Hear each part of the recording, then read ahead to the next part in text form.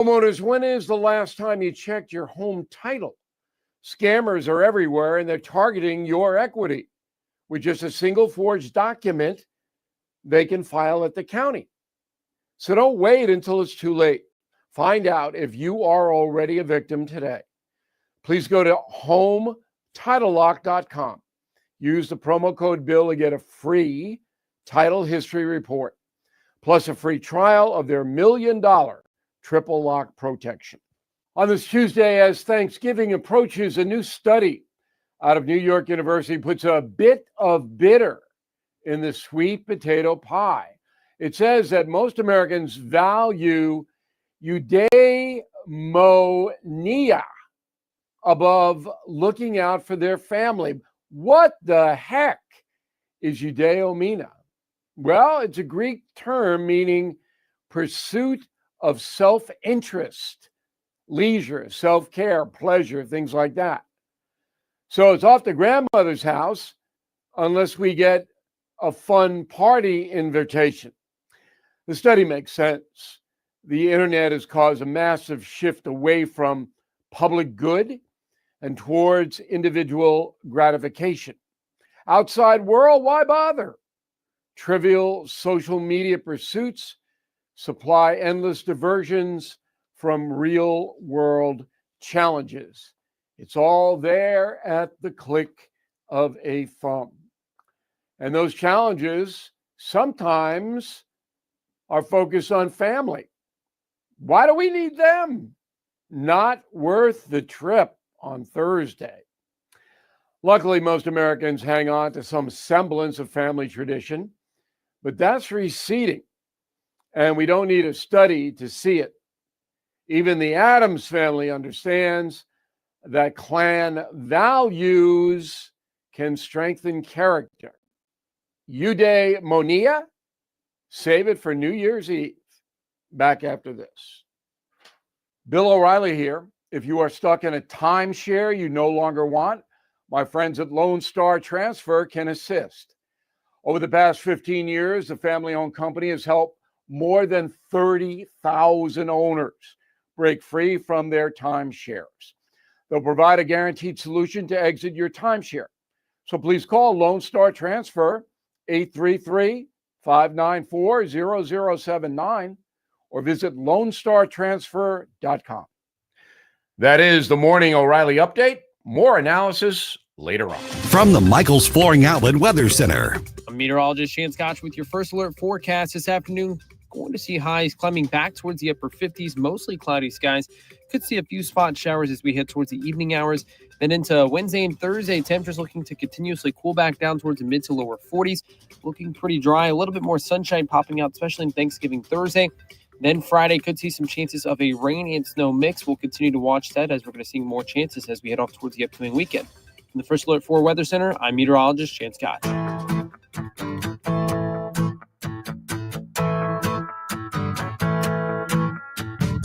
Let's get moving, St. Louis. This is Mike Ferguson in the morning on News Talk STL. Okay, here's the bad news, is that the fight over, frankly, obscene material being targeted towards school children is still going on. But the good news is we've got somebody fighting that fight. So a little bit later on today, we're going to talk to Jane Puszkar from the Francis Howell School Board. She is under constant attack from the establishment. And get this, they really want her to shut up. How do you think that's going to work out for them? All right, good morning. I appreciate you making News Talk STL part of the day. As always here, I'm Mike Ferguson. And speaking of controversies and all the conflicts, boy, how about this news that Marjorie Taylor Greene is resigning from Congress with her feud, I should say, with President Trump.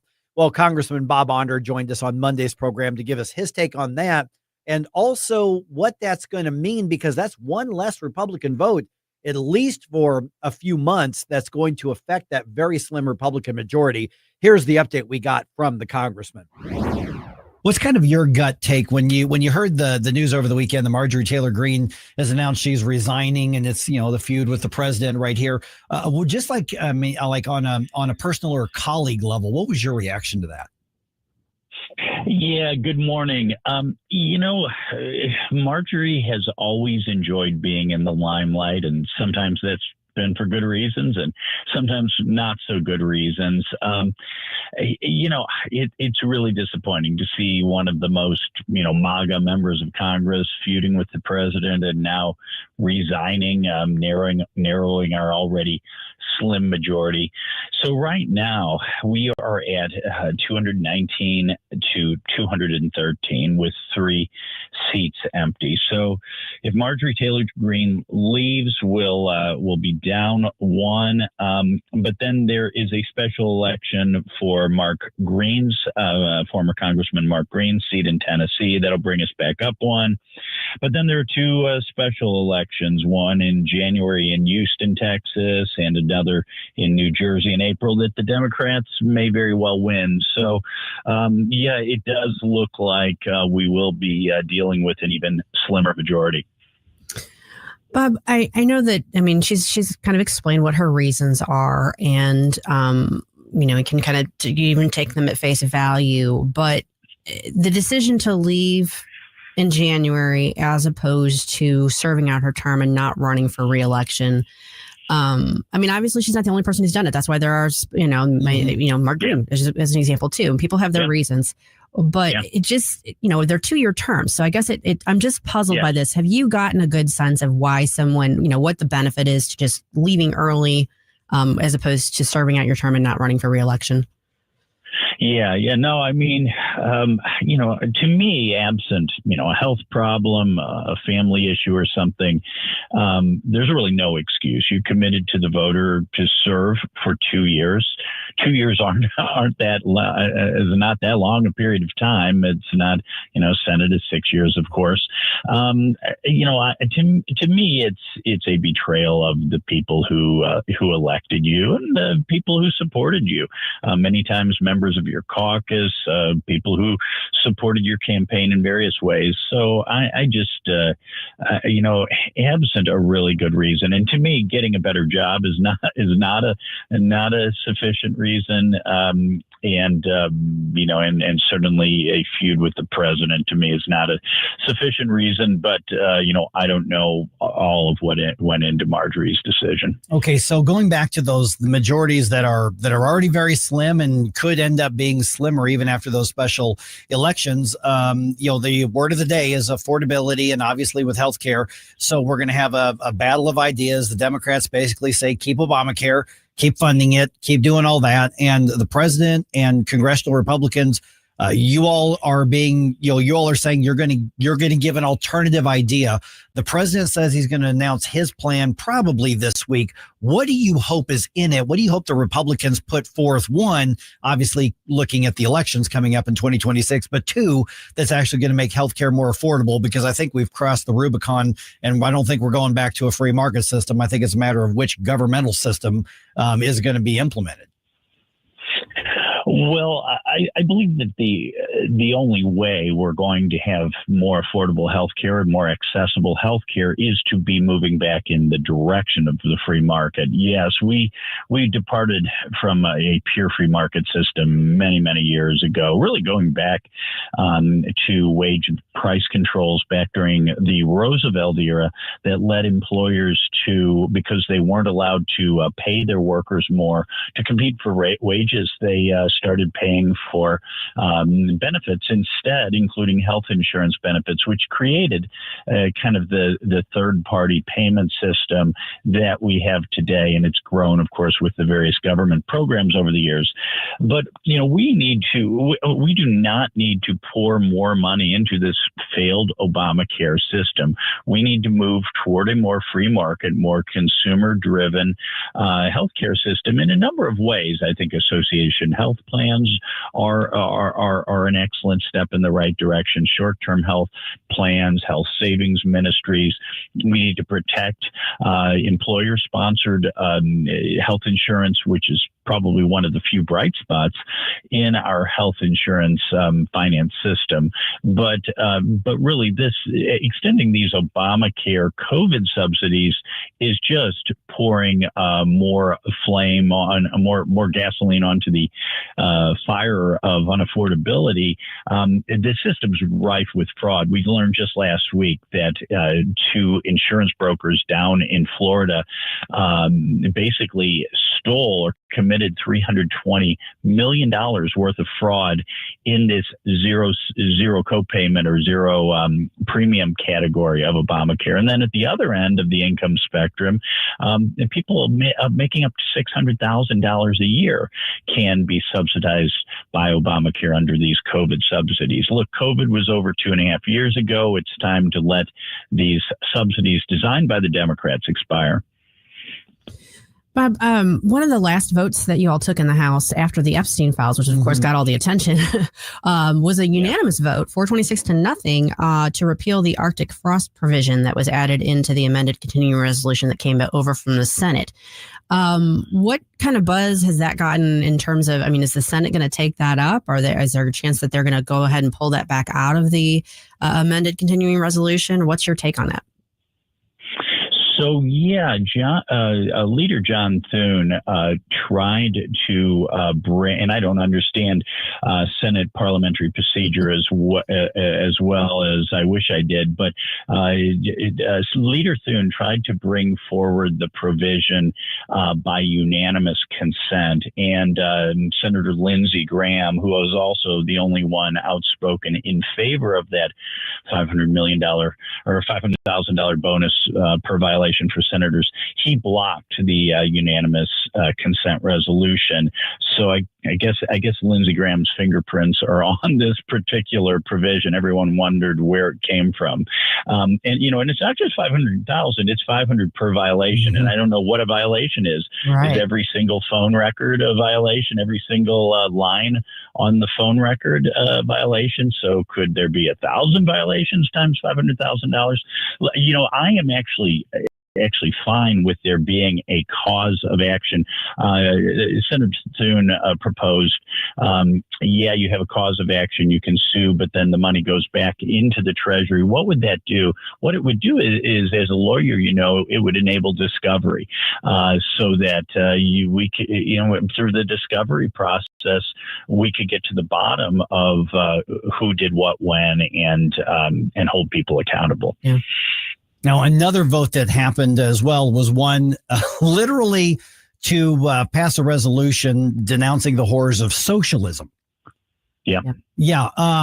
Now, this passed, but the majority of Democrats actually voted against standing against socialism. That's a double negative, but basically they voted against a resolution that was against socialism. Now, Wesley Bell did not vote at all. Emanuel Cleaver voted against it. There were some Democrats, to be fair, who said, socialism is bad. The horrors of socialism is bad. But what do you make? I mean, what was that locker room talk? What was that water cooler talk in the House when that resolution was happening? And how do you vote basically in favor of socialism and against something that denounces socialism? Yeah, and against the horrors of socialism. Yeah. And in the resolution, it specifically pointed out that up to 100 million human beings were killed by socialism in the last century. I mean, from Mao's Great Leap Forward, the Cultural Revolution, the forced famines in Ukraine by the Russians, Pol Pot, Castro, Venezuela to this day. I think the answer is that the Democrat Party has become the socialist party in this country. They just don't have the courage of their convictions to change the name of their party. They are the Socialist Party. Every single place we turn, Democrats want more control over our money, more control over our lives. They haven't committed, the mass murders of Pol Pot or Stalin or Mao, but they are ideologically kindred spirits in that they think the government should, as Barack Obama put it, fundamentally transform our country and transform it fundamentally in a way, away from freedom and more toward the government controlling our money, our lives, our speech, everything about the way we live. So, I was disappointed, but not entirely surprised to see how many Democrats refused to condemn. Again, it was to condemn the horrors of socialism. Right. Right. Well, speaking of condemning, obviously there was a big hubbub over this ad that was released by Democrats that basically called on members of the military to disregard so-called illegal orders from the president. And there's obviously been calls for censure of the Congress people that were involved in that ad. What's your take on the fallout of that and what we might see coming down the pike in response to that? Yeah, this is utterly despicable. Once again, I have to say, in a way, not surprising. I mean, the idea that, and many of these, I think many, if not all, of the Democrats on that video had either military or intelligence backgrounds. So to encourage members of the military to disobey orders given in the chain of command. Now, they say unlawful orders. Well, what does that mean? It really means anything they don't agree with. And again, not surprising because many congressional Democrats have been encouraging resistance to ICE agents and to Customs and Border Patrol agents. And we see that's those words have had real consequences. Assaults on ICE agents have gone up 1,000% since President Trump took office, and since the Democrats have been engaging in this boosterism for those who would attack ICE and resist law enforcement. It's really despicable that Democrats have really become the party of lawlessness, and this really is not consistent with an ordered society. All right, a little change of topic here. Just remember, we've got that food drive happening right now. We're partnering, as you know, with the St. Louis County GOP Central Committee, and we are trying to raise the food to help the ministry of Feed My People right here in St. Louis. So get all of those locations for the drop-off bins.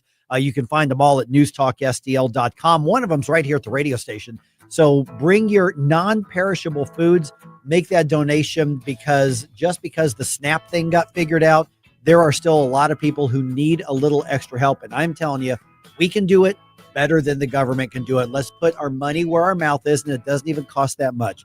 My challenge to you, you're probably getting a lot of your Christmas shopping, your holiday shopping delivered right now. Well, take that box, and once you unload the gift, fill the box up saying, I'm going to use this space to help my neighbors in need. NewsTalkSTL.com is where you're going to find the rest of the information. All right, this is 1019 94.1 News Talk STL. If you have a phone, you have a radio. Download the all-new News Talk STL app. Love the all-new News Talk STL app. On my way to work in the morning. Usually in the car. I listen on the app in my car every morning going to work. Download the News Talk STL app and listen anytime, anywhere. Hungry for the best steak you'll ever have? Head to the heart of Moscow Mills and discover Harry J's, a local landmark and family-owned steakhouse, serving up excellence since '98. From mouth-watering appetizers to decadent desserts, Harry J's has something for everyone. Enjoy our extensive bar selection while soaking in our friendly family atmosphere. Whether dine-in or carry-out, your meal is prepared to perfection. Make the drive to 300 Main Street and treat yourself to a taste of Moscow Mills' finest. Harry J's, more than a steakhouse. We're a tradition. If you turned 65 recently like me, it's important you find a Medicare Advantage plan that gives you the coverage you're looking for. But finding one can be difficult. The best thing I did, and I suggest you do the same, is call a licensed insurance agent and let them walk you through your Medicare Advantage plan options. There are so many benefits you have access to. So make the call now and let the representatives explain everything to you. Our licensed insurance agents can offer you a variety of Medicare Advantage plans. Plus, the call is free, the information is free, and there's no obligation to enroll. We're here to make it easy for you to select a Medicare Advantage plan that may work for your needs. Finding a Medicare Advantage plan can be easy if you do what I did. Make a quick call right now to learn more. Thank you. 800-439-7851. 800-439-7851. 800-439-7851. That's 800-439-7851. The Vic Porcelli Show. That guy over there is Stan Clement from Roots Plus. Why is it when you cut down trees, nobody says timber? Well, I hadn't thought about that. I guess it's like on the golf course. Most people don't yell four. I think it's after you make your drive. Maybe that's the problem. I think look out would be a better warning than four. Vic Porcelli, live and local, weekday mornings at 9 on News Talk STL. All right, class, let's hear what everyone did this weekend. Jill? Well, I raised my older sister to a big oak tree. It was at least 100 years old. My mom said I must have set a record or something. And then we went down by a stream and perched up on this huge rock and saw all of these little minnows swimming around way below us. And then I rescued my little brother from an evil slug king who was guarding him at the bush fortress. And my sister and I brought him back to our super twig fort for safety. And then we all laid out and told stories until it got dark. And the Big Dipper led us all the way home. Wow. Awesome. Where were you, Jill? Yeah. We went to the forest. It's not that far away. Anyone want to come this weekend? Ask your parents to take you and your friends to the forest this week and find the fun, adventurous you. It's closer than you think. Check out discovertheforest.org. Brought to you by the U.S. Forest Service and the Ad Council.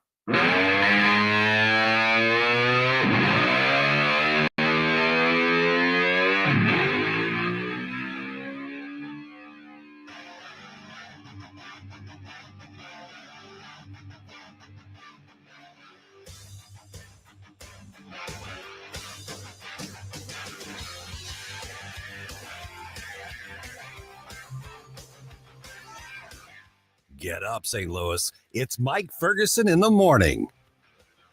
Okay, so no, in case you saw the news or saw the headlines, Doge has not been dissolved. It has not been ended. There were some reports that were going around this saying, okay, they've gone ahead and phased out Doge. Now, remember, Doge was supposed to be temporary anyway, but it was supposed to continue through next July. Yeah, I think is what it was. But it's still not getting as much done as I think a lot of us had hoped. But there was a report in the media saying, oh, it's been dissolved. So we'll get to that here in a second. It is 5:52 right now. Got producer Jerome here. My name is Mike. All right, we're going to get into this a little more depth right around 7:05 with our friends from the Herzog Foundation.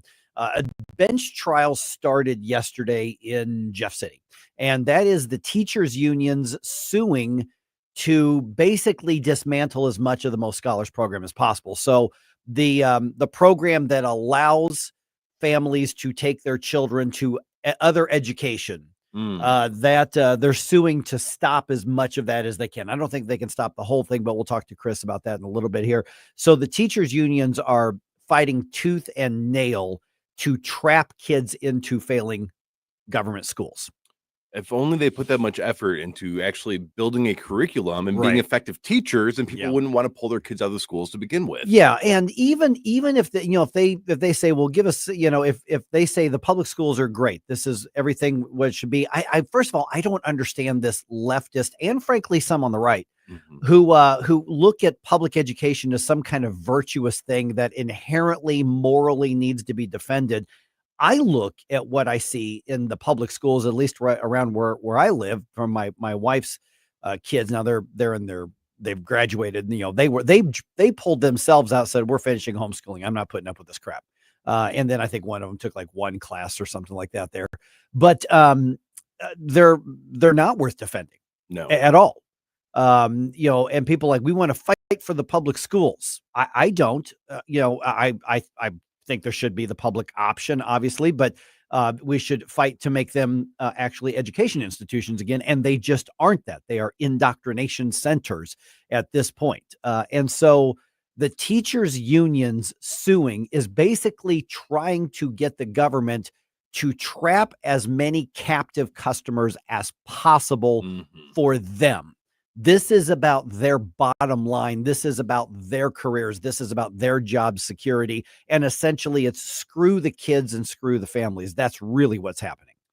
Yeah. If you look at the way other countries that are far exceeding us in our public education system do it, it's some kids get left behind. That's just the unfortunate reality. If they don't want to be there, if they're disruptive, why should all the kids there, especially because I have met some teachers that do try to do good and they sincerely want their, but when you have a disruptive kid that you can't do anything about, then how can you're being limited? And then you also you have these activist teachers that want to indoctrinate the kids. That's the bigger problem. And speaking of that, by the way, 7:35, Jane Puszkar going to be with us. Of course, she's been under constant attack since getting elected to the Francis Howell School Board. And basically, the school district is saying, you need to stop. You need to pipe down, Jane. You need to hush. Have you met Jane Puszkar? Telling Jane Puszkar to hush ain't not a good idea. It's not going to happen. So we've got the update on what they want her to not say. Saying you can't say that, not in a public setting like this. Well, guess where it's coming from? The school. All right, so we'll get that in just a minute. All right, I saw these reports kind of popped up. Doge quietly dismantled or quietly dissolved, or some of this, and I'm thinking, well, I guess it's plausible. I mean, I haven't heard anything from Doge in quite a while since Elon Musk went back to his private sector, and but then I'm looking into it, and Doge, the actual office, put out a statement saying, no, that's fake news. We're still around. As a matter of fact, we found, a couple $100 million in contracts that were wasteful that we ended up getting canceled this week alone. And so they're saying, of course, Doge is like 10 people at this point, bunch of, number crunchers and researchers and all that sort of thing. And the reports got out and people kind of ran with it. But I'm thinking, okay, well, great. Doge is still around, but I've been really disappointed. It started off so promising. Billions and billions of dollars. They said they found over $1 trillion in spending that could be cut by wasteful spending, by wasteful positions that didn't need to be spent, have money spent on them. And, basically, I'm not going to fault Doge or even the president on this one. Congress hasn't acted in taking those suggestions and eliminating more of them than they should. So actually, I blame Congress for this more than I blame Doge or the president. And I think the House probably would eliminate a lot more spending. The Senate, I don't think the Republicans have the guts right now.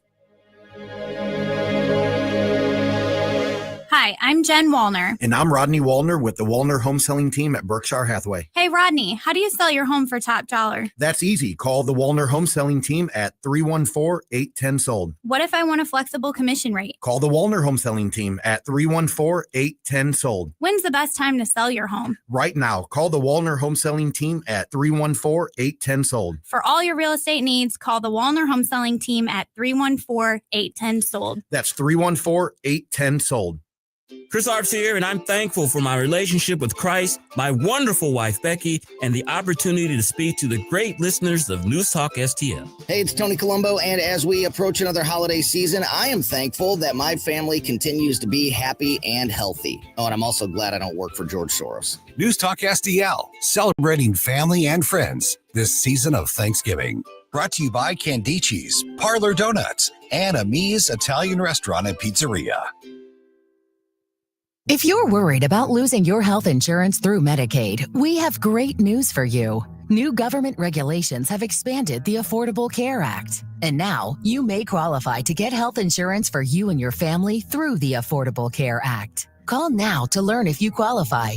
We know the healthcare regulations regarding Medicaid, and we've helped thousands of people find quality, affordable health insurance. Plus, all our research is free to you. So call us. With just one call, we'll shop from hundreds of different insurance companies to find you the right affordable health insurance plan. So if you're worried about losing your Medicaid insurance, call right now. Speak with a licensed agent and find how you may qualify for a new health insurance plan. 800-479-0931. 800-479-0931. 800-479-0931. That's 800-479-0931. Paid for by the Health Insurance Hotline. The Alzheimer's Association and the Ad Council present the story of Tom and Levi. Tom is the smartest man I know. He's been a professor at 2 major universities, been a teacher for over 40 years. One day, he told me that he was having problems in his classes. I think one of the students had asked the question and he didn't remember the answer. And I also noticed that he was letting his class out earlier than they were supposed to let out. And he was telling them that he was doing it as a favor to them. But I think in reality, he just wanted to get out of there. I was really starting to worry because I saw something that's wrong. Levi and I talked about how it would change our lives, but he was there beside me, and my love for him was just immense. When something feels different, it could be Alzheimer's. Now is the time to talk. Visit alz.org/ourstories to learn more. A message from the Alzheimer's Association and the Ad Council. KLGY HD3 Clayton, K270BW Belfast, KNBS Bowling Green. This is News Talk STL at 1019, 94.1, and always streaming at newstalkstl.com.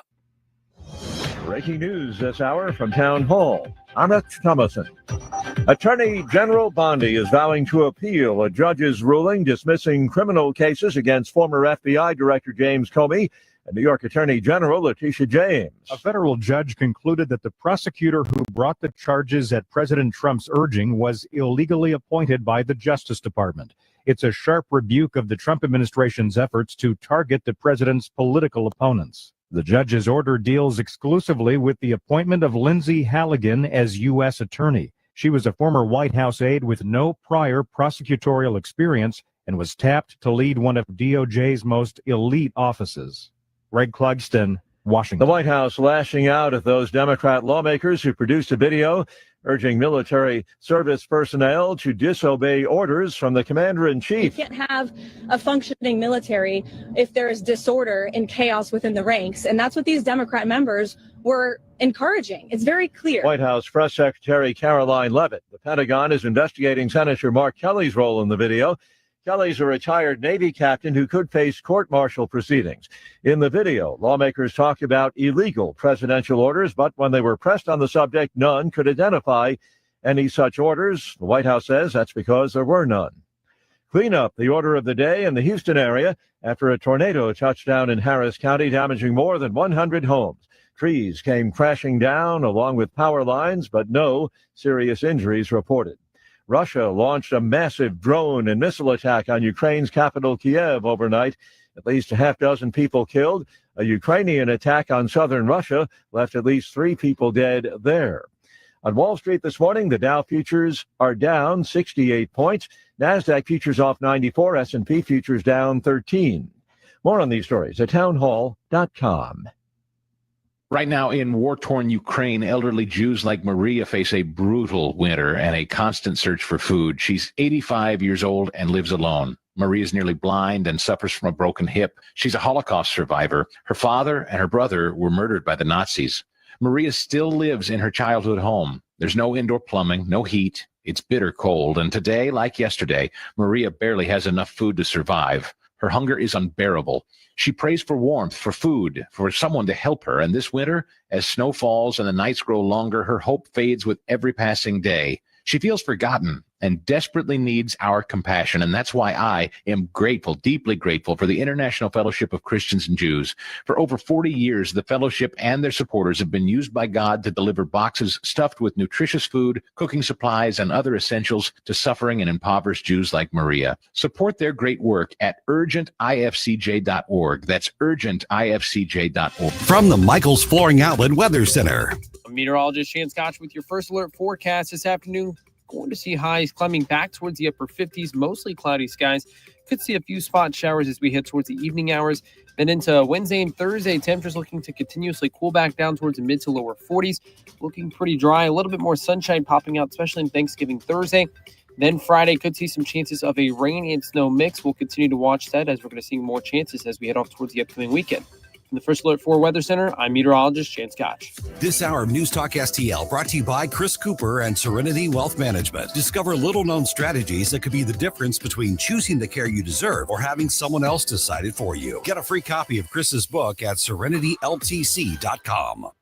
Hey, it's Vic Porcelli here with our great friend Chris Cooper from Serenity Wealth Management. Hi, Chris. How are you, Vic? I don't want to put anybody else down, but when you go up and visit you at Serenity Wealth, your place looks like home. So a lot of financial advisory offices, they have, the big mahogany desk or the big marble entryways and things like that. The stock market channel on the TV when you walk in the door, right? That doesn't really drive a good conversation. Good financial guidance and advice starts with a good conversation. People are nervous. People are afraid to talk about finances, right? And so you can see a little standoffish. Well, my objective is to try to have a good casual conversation. By having those conversations about life, goals, objectives, it's what makes me understand what our financials are supposed to fund. So if somebody does want to have a good conversation, how do they do that? How do they find you? Our website is the best way to do that because you can get all the information you need, understand where we are, get a little bit more information, all that. SerenityWealthNow.com. Reach out to Chris and Stacy today at SerenityWealthNow.com. Investment advice offered through Fortis Capital Advisors, LLC.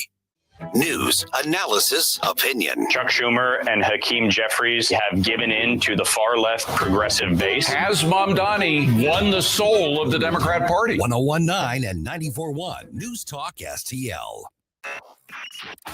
Mike Ferguson. Is there anything in your life that is not Trauma Olympics? Susie Moore. Get out of here and stop playing victim. Get up, St. Louis. There's no crying in baseball. Mike Ferguson in the morning on News Talk STL. Get up. This is your cousin. All right, case dismissed against Comey and against Tish. What's next? Yeah, we'll get into that here in a second. Expect crowded airports and highways this week. It's going to be a lot of travel going on for Thanksgiving. A lot of us are traveling. So basically, everybody's saying, hey, start being patient now. Practice that. Meditate. Do the whatever you do to have your chill or your chi or whatever you do. All benefit from that, couldn't we? And the Blues do that thing the Blues have done so well this season. All right, it's 6:06. Let's go ahead and dump some news on. Yeah, you can guess what that is. The Morning News Dump. Are you joking? Is this a joke? Listen, folks. The Morning News Dump. All right, the sheriff's lawyer asked the court to dismiss the case. The judge says no. Yep. Case against Alfred Montgomery continues today as the Attorney General's office continues its push to remove him from office. Closing arguments are expected to happen today, though. So one way or the other, looks like we're in the home stretch. Yes, the proceedings part of this is going to wrap up this week. Montgomery remains in federal custody on an unrelated criminal case. And then at that point, it's completely up to the judge when to issue a ruling of any kind. And we don't know when that's going to be. We do not. Yeah. And I, in all the years of practice and as long as I've known Judge Omer, I don't have a good feel for how long he takes to turn around a decision like this. Yeah, and I would think something like the state trying to remove an elected official, the judge is going to want to be incredibly methodical. I would imagine even if he says, yeah, I see what's going on here. I see where this is going to go. You probably want to make sure you cross your T's and dot your I's and take a little extra time. So even if the judge wraps up the hearing and, okay, we're done with all of this, it's up to me, even if he knows what he's going to do. And I don't know how long judges ponder or if they're up there at some point and they just human nature goes, I see where this is going. Even if he's made up his mind right now, I doubt there's going to be a snap anything, probably after the holiday at the earliest. Probably. What I don't think we're going to see is like a one-line decision. Right. I don't think he's going to rule from the bench, and I don't think he's going to issue just a one-line decision. Now, he could surprise us, but yeah. I suspect, given all the circumstances, that he's going to want an actual written opinion that's, be at least a few pages long explaining his reasoning. And this being a civil case, it is still appealable, right? By both sides. I mean, if he says, nope, you didn't make your burden of proof, he can stay in the job. The state could appeal that. The Attorney General could appeal that. And if he rules that Montgomery has to be removed, I would think he would probably appeal that. Yeah, unless there's some obscure provision I'm not familiar with. Yeah, there's no reason either side couldn't appeal. Yeah. So, which could very well be what's going to happen, but we'll find out. All right. You probably heard the headlines here. A federal judge dismissed the indictments against former FBI Director James Comey and against New York Attorney General Letitia James on Monday, finding the indictments illegitimate because they were brought, in the judge's opinion, by an unqualified U.S. attorney. Comey responded to the matter on social media. He says the case is a message to the people and to the president. This case mattered to me personally, obviously, But it matters most because a message has to be sent that the President of the United States cannot use the Department of Justice to target his political enemies. Okay. Did James Comey just talk about the Department of Justice should not be used to target his political enemies? Comey said that? I'm reminded of a line from is it Airplane? No, not Airplane. Snakes on a Plane. What's I don't know. I can't think of the name of the darn movie. Steve Buscemi. In any event, define irony. Right. Yeah. And he had said like this pseudo moral superiority when he was Well, he saying always it. does. I was like, are you listening to yourself? Yeah, the guy's like 6'7", and he's always got his nose in the air whenever he's talking. So, Exactly. All right. Obviously, Attorney General Pam Bondi not happy with that decision. Lindsay Halligan, I talked to all of our U.S. attorneys, the majority of them around the country, and Lindsay Halligan is an excellent U.S. attorney, and shame on them for not wanting her in office. Okay, so we're going to get into this in more depth right around 6:35 here, Susie, but I want to make one thing really clear. This isn't the end of the line for the indictment or the case at this point, right? well, it's the end of the line for that indictment, but that can be Right. appealed. But this is not the end of the line. This is not the end of the story. All right. There's a lot more that could go on between now and the end of it all. Kind of our go-to legal analyst, former prosecutor, Keith Gross, going to be with us right around 6:35. Right. Let's dig into this a little bit Sure. more. Okay, the Pentagon says it's investigating Democratic Senator Mark Kelly of Arizona over what they say could be possible breaches of military law, even though he's no longer a member of the military. The investigation into the former Navy pilot stems from a video that featured several lawmakers calling for U.S. troops to defy illegal orders. White House Press Secretary Caroline Leavitt says Senator Kelly needs to be held accountable. You can't have a functioning military if there's disorder and chaos within the ranks. And that's what these Democrat members were encouraging. The Pentagon cited a federal law that allows retired service members to be recalled to active duty for possible court-martial or other measures. Greg Clugston, Washington. Okay, so does that mean, and those of you who are listening or watching right now, those of you who've been in the military, does that mean at some point, once you have served, they can just call you back in at any point, even if you've completed your service and you have been honorably discharged? Is that a thing where the law that Greg's referring to there? I think it has to do with if you retire from active duty versus, and I'm the wrong person Right. to ask. I think there are some circumstances under which that does apply, and this Kelly would qualify for that. I just don't know what the parameters of that are. And there are a variety of the free speech groups, both ones who are ostensibly on the left, but even some of those on the right, taking issue with the Department of, I guess this would be Department of Defense, or what the Trump administration calls Department of War. The War Department, War yes. Department, yeah. And so they're taking issue with this, saying it's a First Amendment issue. Well, that's the defense you would always raise to Right. something like this. I mean, Yeah. that's just the smart legal Right. avenue to raise. Yeah. So we'll see whether they move forward with anything. That's going to be interesting to watch, if nothing else. It is going to be interesting to watch. And one of the things you have to remember when you're talking about military type situations, there are different parameters that Mhm. define like the extent of free speech. Oh, they've got a whole different set of laws. Yeah. Yeah. So it's going to be, I'm going to be interested. Going to in be it. fascinating to Mhm. see what happens with that. Okay. Department of Transportation urging everybody to prepare for a very busy Thanksgiving week, frankly, starting today. Yeah. Travel's going to start ramping up today here. Speaking at Newark Liberty International Airport, Transportation Secretary Sean Duffy forecasting the busiest Thanksgiving travel week on record. We're going to have a lot of travelers on the road, a lot on the rail, and we're going to have the busiest Thanksgiving season ever.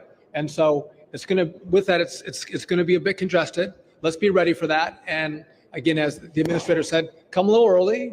Don't be rushing through the airport because the lines might be a little bit longer. Yeah, they've pretty much got things back up to normal after the shutdowns and that sort of thing, although there were a lot of delays out of Dallas yesterday for some reason. I'm not sure It was weather. Oh, was it weather? Yeah. Okay, yeah. I think there was like a tornado on the ground in the area. That'll do it. That'll do it. But because there were over 100 flights that were stopped or delayed out of Dallas, which of course that's a major hub that affected stuff all over the country. Being the weather nerd that I am, I follow a bunch of weather people on Twitter, and I saw like some stuff where there was like a guy who's a regular weather watcher who happened to be traveling through Dallas. Yeah. So okay.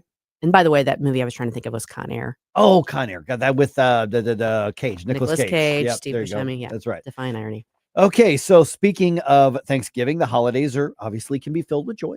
Oh Why? They can be filled with stress. Oh. Yeah. So don't let the latter affect your health. Medical experts warn the season's emotional load can affect both mental and physical well-being. Dr. Ravi Johar, a physician with the American Heart Association in St. Louis, says as holiday schedules get hectic, one of the things people sacrifice is sleep, and that's a mistake. People usually need between 7 to 8 hours of sleep. He notes the holidays can also intensify feelings of loneliness, especially for people who've lost loved ones, making it important to lean on people who truly help you recharge. Crystal Blair reporting. And for a lot of other people, they're just going to deal with their family. Which can be a source of joy and a source of stress. I'm joking. I'm kid. I kid. Yeah. All right. The Blues take another L. They lost to the Rangers in New York Monday night. Final score 3-2. Today is a travel day for the team. They play the Devils in New Jersey on Wednesday. So get one more game in for the holiday. One more chance at a win. One more chance at a win. They're still looking for that third win for the entire month of November. Yeah. All at once depart, no destination, making cold my heart to fight your war. Stop it right now. I have had enough of this. Turn my eyes to you. Mike Ferguson in the morning. And that would be a good time to respond with some applause.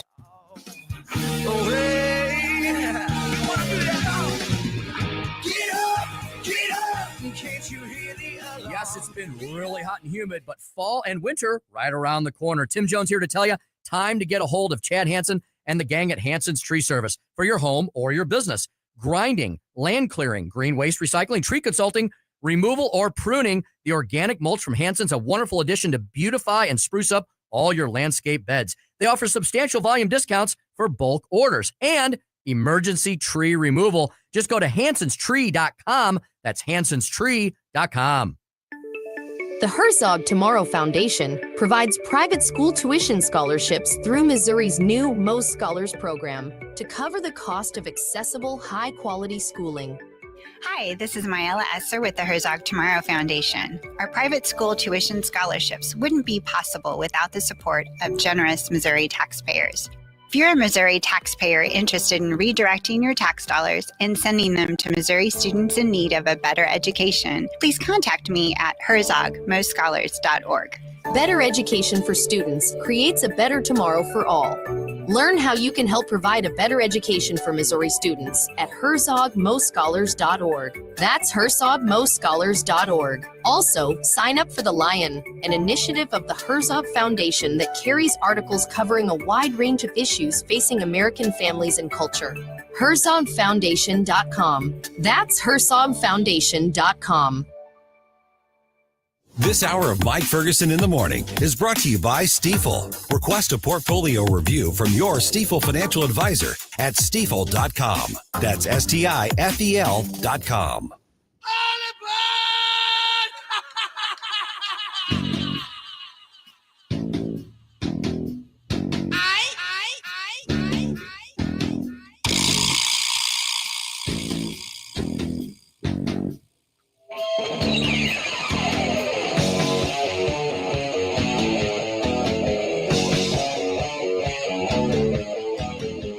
Hey, folks, it's Chris Salcedo, your liberty-loving Latino on Newsmax.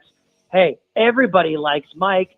Mike Ferguson in the morning. Make sure you check it out. News Talk STL. All right. We all want young people to have the best opportunity possible, right? Well, everybody in this room does. I mean, there are people who don't. But there's an idea being floated by Mayor Spencer that I think is really well-intentioned, but could it be putting the cart before the horse? St. Louis Business Journal had the article on this yesterday, I guess it was. It's kind of interesting. 618 right now. Okay, so what she is, and she, to be fair, the mayor is not putting this into like any legislation. She's not trying to budget for it. She's just saying, hey, wouldn't it be nice if here's something maybe we can work towards. So I don't want to put words in her mouth. So she's wanting somehow to have a program in the city that would pay for 1 year of secondary education for all St. Louis City public school graduates. And when, of course, she was asked the obvious question, well, how would you pay for that? She said, I don't know. It's just an idea. It will probably need some philanthropic work to get started. And she didn't specifically say, I want to put, millions of dollars of taxpayers' money on it. She didn't say it would be just private. She just said that she would love to have a goal. This could be, community college. This could be trade school. It could, something on there. So there's no specific proposal, but there's nothing wrong with an elected official saying, here's an idea. Let's chew on this as a goal. So I'm not criticizing her for that at all. But here's what I wonder, why I say, Susie, that I wonder if it's not putting the cart before the horse.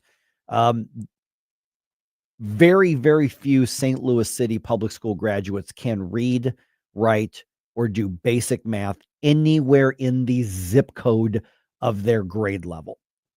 So before we say, hey, every one of them should get one opportunity for 1 year, and that could be vocational training or whatever, shouldn't the focus be, well, how about we get a point where we're pretty confident these kids are going to have the ability to succeed in any sort of secondary education before we say somebody's going to pay for it for them?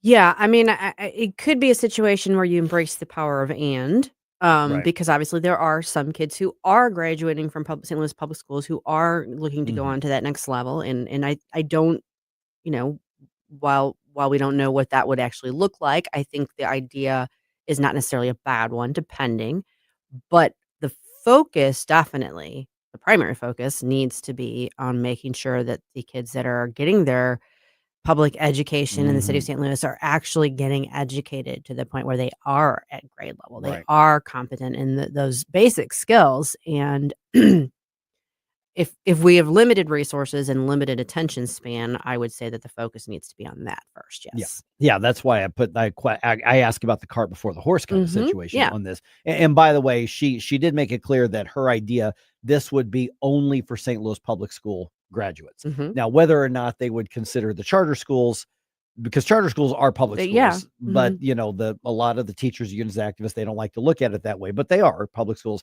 But if you go to one of the private schools, you would not qualify for this, even if you lived your entire life in the city of St. Louis. Right. So to some degree, it would be discriminatory, as in it would only be for those who went through the public school system and Right. survived that.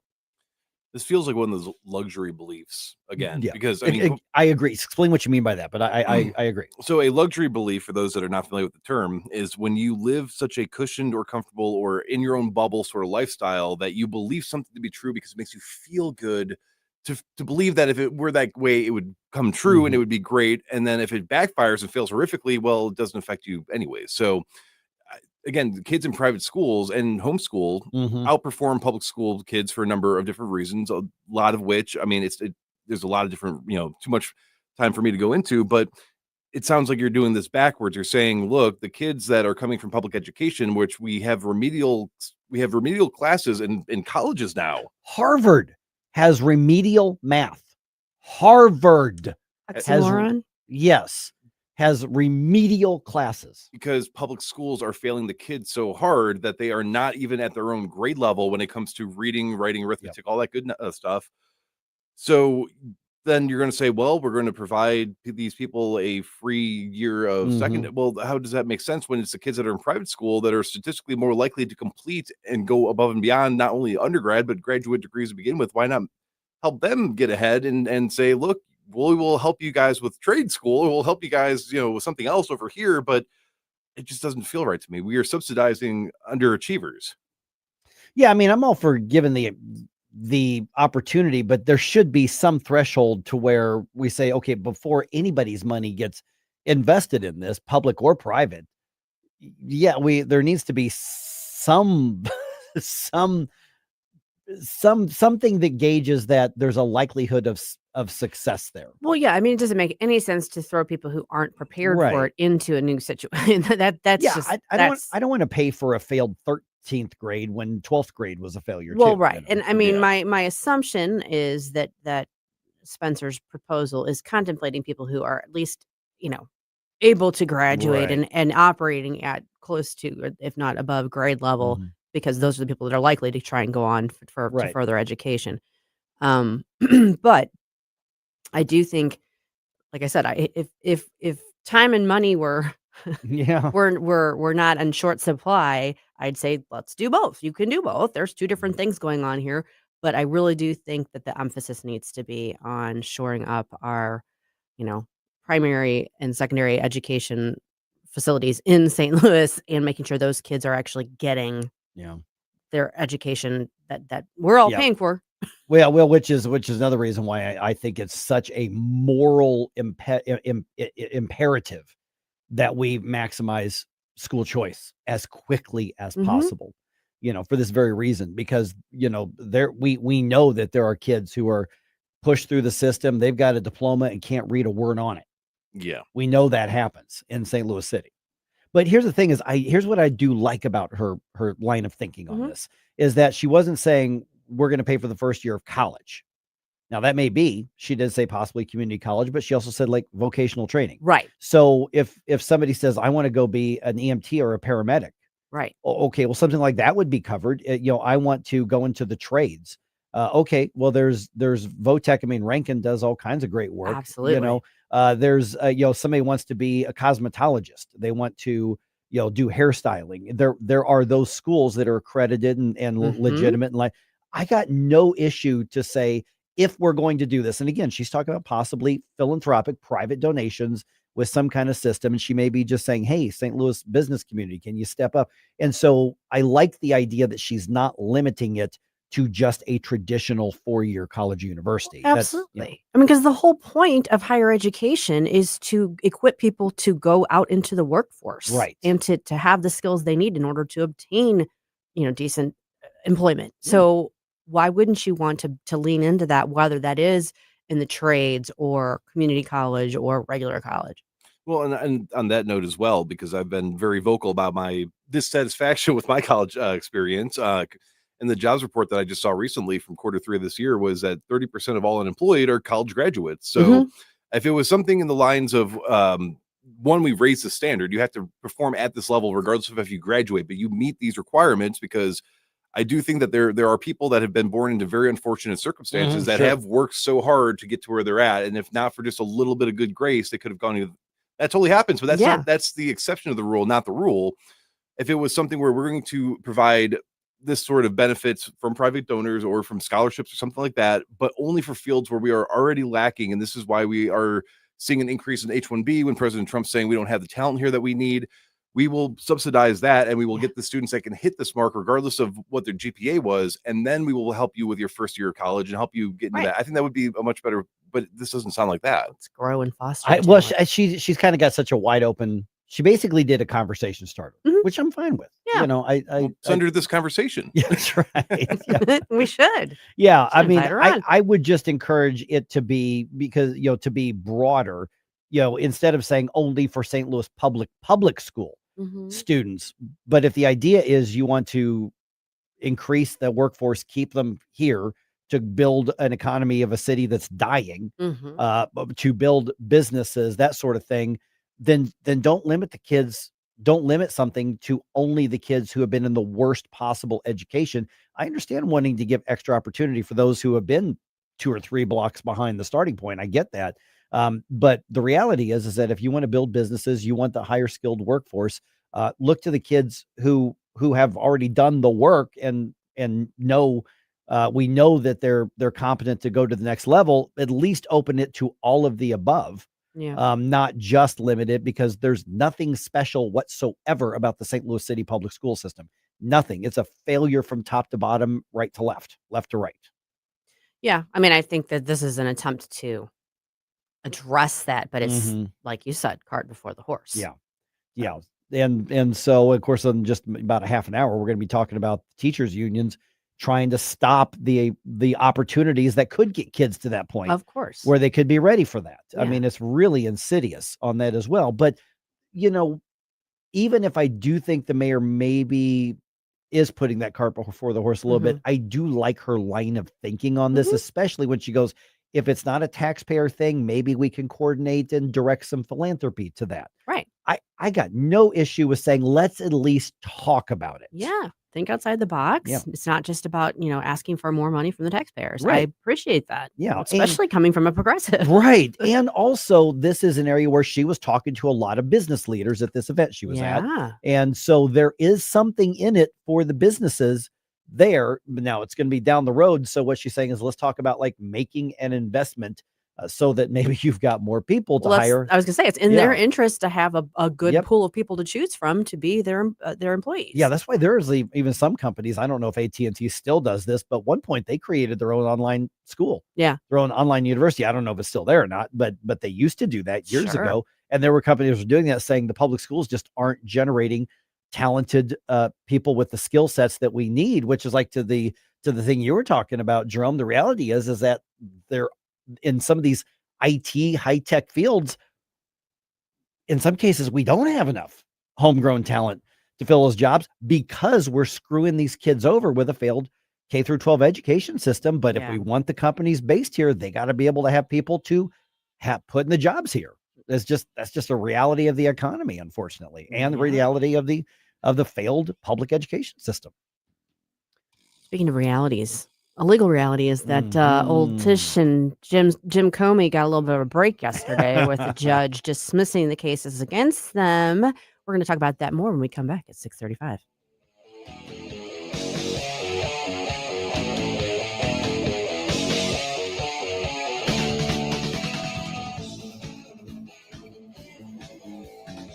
It was a clean shot to the kidneys, and I turned back, and there was Susie Moore on Newstalk STL.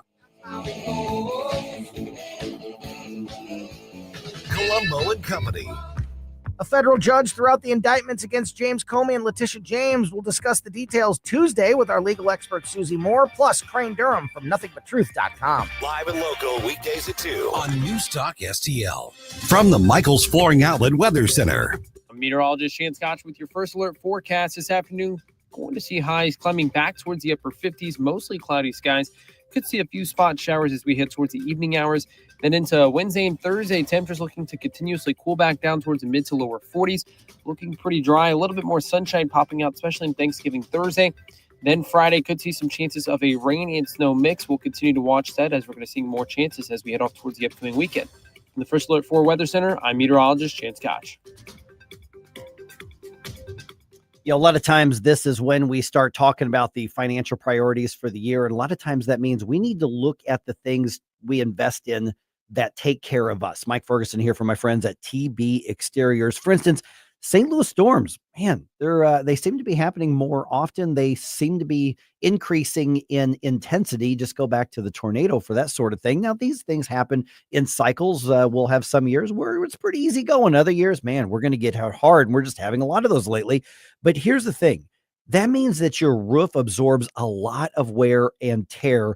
Even in good years, it absorbs a lot of wear and tear over those years, season after season. That means it may be time to replace it. Maybe it's not. Maybe it is. Mike Ferguson here for TB Exteriors. With over 20 years of combined experience, TB Exteriors has been providing roofing and gutter work and siding and window exteriors throughout the entire St. Louis metro area. And by the way, this is really important. This is one of the things that they've gotten really good at. They will assist you with those roofing insurance claims. That tree falls and hits, that ice storm hits and tears something off, God forbid the tornado or the thunderstorm, they will help you get that insurance claim through so you can make your house, your building whole again. So whether it is prompt storm repair, whether you need a complete roof replacement or you need a new installation, TB Exteriors will handle that for you. They provide top-notch service. This is quality they can trust. So call TB Exteriors at 636-362-9503, or it may be easier to remember this, tbexteriors.com. tbexteriors.com. You can schedule a free estimate on your home or your business as well. And here's the thing. If they get there and your roof is fine, they're going to tell you it's fine. Don't worry about it. It's a free estimate. And then you know that these are the people you can trust. tbexteriors.com. Jamie Allman here, tossing and turning over retirement worries. You're not alone. 3 out of 4 Americans share your concern about having enough saved. But here's the thing. A comfortable retirement isn't out of reach, even if you're planning for 30 or 40 years ahead. Every day, Jeff Portman from the Gemini Wealth Group helps people avoid the critical mistakes that can derail their retirement. Build your path to financial confidence. Visit GeminiWealthGroup.com or call Jeff directly at 314-888-0123. Securities and advisory services offered through LPL Financial, a registered investment advisor. Member FINRA SIPC. What's the best way to get rid of a timeshare that you don't want? Call the Timeshare Exit Hotline. We're a group of attorneys that help customers legally exit their timeshares. It's an easy process. We guarantee results or you pay nothing. Exit your timeshare today. Call now. 800-524-1641. 800-524-1641. That's 800-524-1641. You talk about race relations. This conversation has completely made me crazy. This is complete insanity.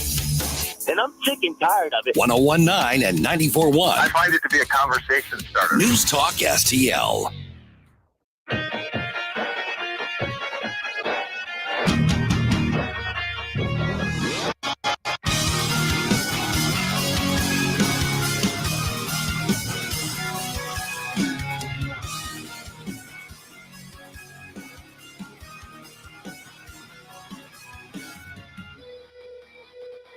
I'm just a step away. I'm just a breath away. Losing my faith today.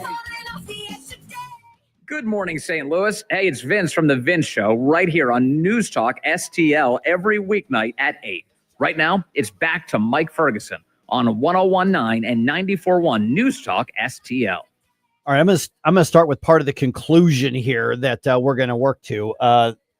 This does not mean that the case against them is over, because there's a lot of people on the right who are really angry about the news of the cases being dismissed against Comey and against Letitia James. But it is a setback for the prosecution of those two in those separate cases. They're only mostly dead. Right. Okay. So let's talk about what that actually means in terms that all of us can understand and try to filter out the sort of tribalism and just get to what's actually happening here. Keith Gross joins us right now, kind of our go-to legal analyst for things like this, former assistant state attorney, former prosecutor for the state of Florida. Of course, the book, which is already up in the News Talk STL bookstore, by the way, if you want to check that out.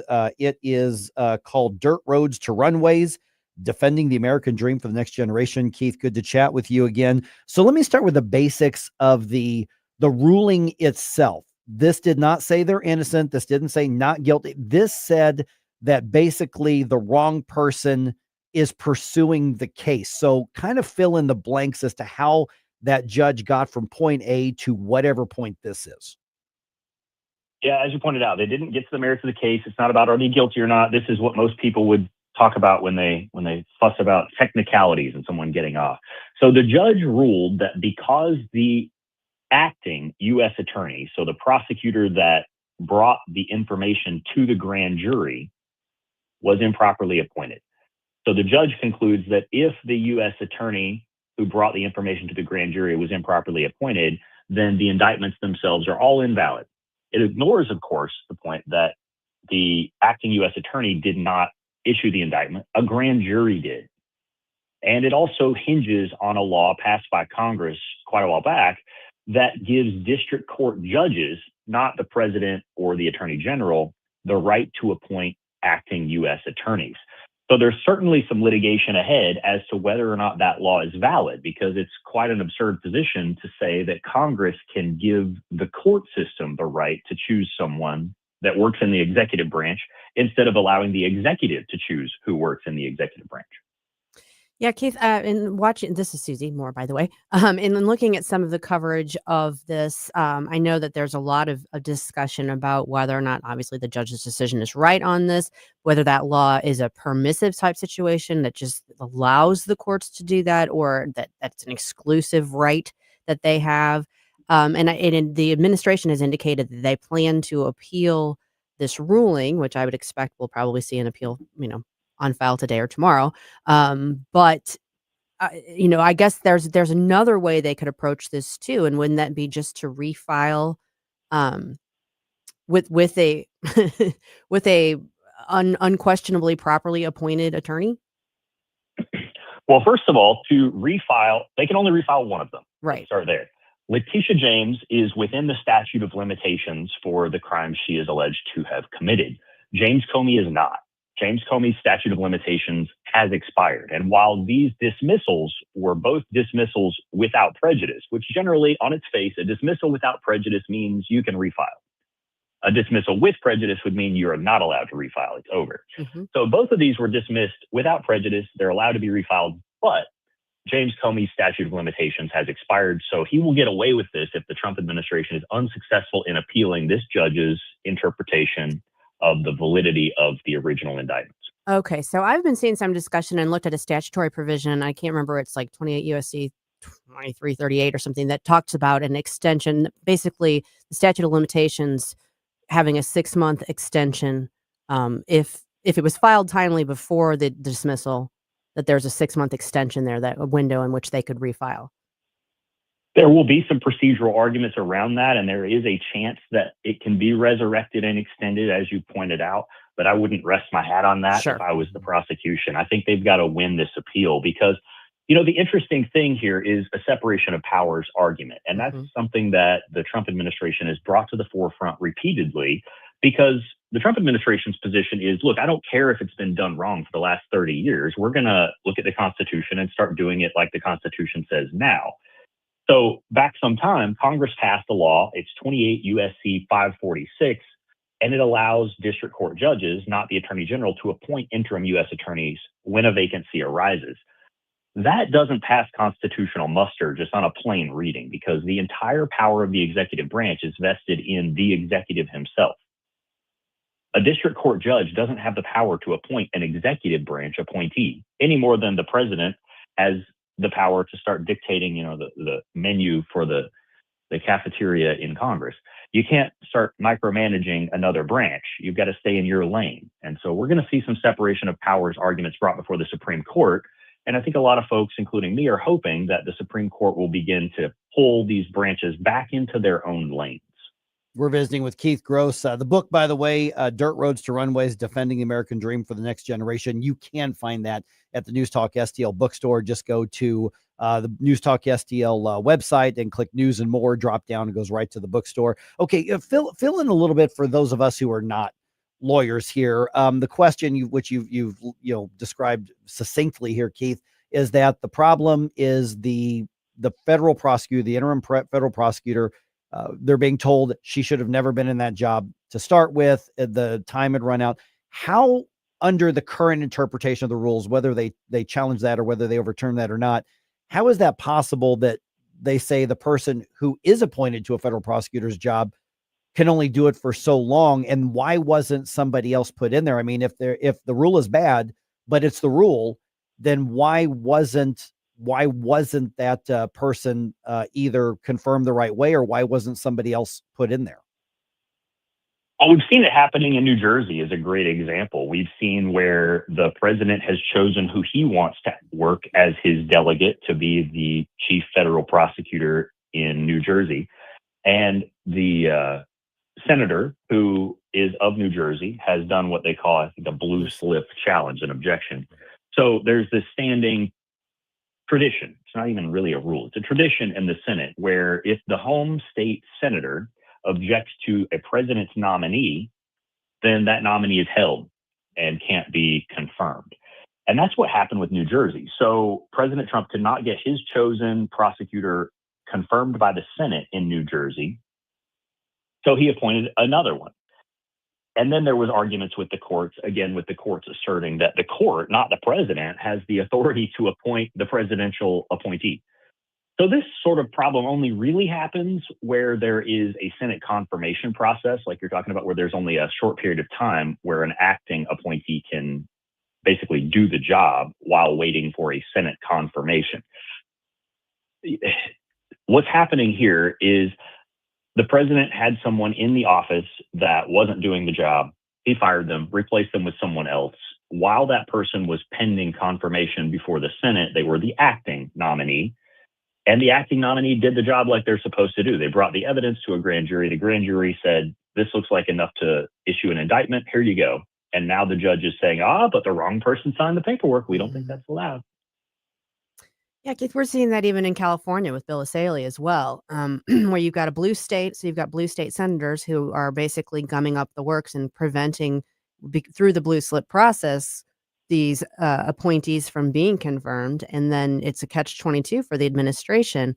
What other ways can Congress work to get to get moved past that? I mean, there's been a lot of talk about nuking the filibuster. What about nuking the blue slip?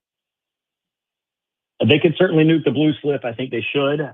There's a lot of things Congress can do on the top line to rein in some of these activist judges that are basically doing the deep state's bidding. Mm-hmm. They can start impeaching these judges. These judges are not entitled to their seat for life. They're entitled to their seat for life on good behavior and on the continued consent of Congress. Congress can withdraw that consent and impeach and remove them anytime they want. So if Congress wants to get serious about reining in activist judges, they need to start impeaching them. And the closest I've seen them come is recently when a bunch of senators were very surprised to find that their phone records were being spied on. I don't know why they're surprised, because they've been voting to have all of us spied on for years. Yeah, they're just surprised it actually happened to them too. Yeah. I like that. 100% true. Absolutely. Interesting. So, there's a lot of things Congress can do. They can start restricting funds. They can change the jurisdictional allotment of these district court judges, because they don't have constitutional jurisdiction. They have the jurisdiction granted to them by Congress. Right. And they can also seek to repeal laws like 28 U.S.C. 546, because the law that purports to give the executive branch's authority to another branch, that law was void the moment it was written and signed. Hopefully the Supreme Court will find that and in fact void it. But there's nothing that says Congress can't go ahead and do the job now. They don't have to sit on their hands and wait for the Supreme Court to clean up the mess. They're allowed to clean up their own mess. Okay, just last minute or so we've got, Keith. I just want to get your reaction to this. In our news dump a little bit ago, I played a soundbite from James Comey responding to this, saying this is a good ruling because the Department of Justice should never be used to be weaponized against the president's opponent. And he actually said that with a straight face. Yeah, I mean, of course, there is the irony that none of this was an issue until they tried to lock up President Trump with made-up charges and went out of their way to bend statutes of limitation and passed a special law in New York to find ways to get Trump, when we had Attorney General James campaigning on her promise to, if you elect me, I will get Trump. Yep. And now they say, no, don't prosecute us. The reality is there was a grand conspiracy. There is a deep state. They were gunning for President Trump all along. They were making stuff up. They were spying on a sitting president. And if you go through the facts, you'll see that they are the ones that committed fraud and committed crimes. One FBI agent already went to jail for lying to the FISA court to get an illegal spying warrant on the Trump administration before they were even in office back in the first term. So, yeah, it's a bit rich to see him speak with a straight face and allege that he's being improperly politically targeted. This isn't about political prosecution. This is about cleaning up the corrupt deep state bureaucrats. All right. Keith Gross, once again, thanks so much for the time and the insight here, and have a fantastic Thanksgiving, as I suspect we won't talk to you again until after the holiday. Yeah, happy Thanksgiving to all y'all. Thanks, Keith. You know, the trial against St. Louis City Sheriff Alfred Montgomery to remove him from his office is, we think, going to wrap up today. So we're going to talk about that when we come back for the news dump.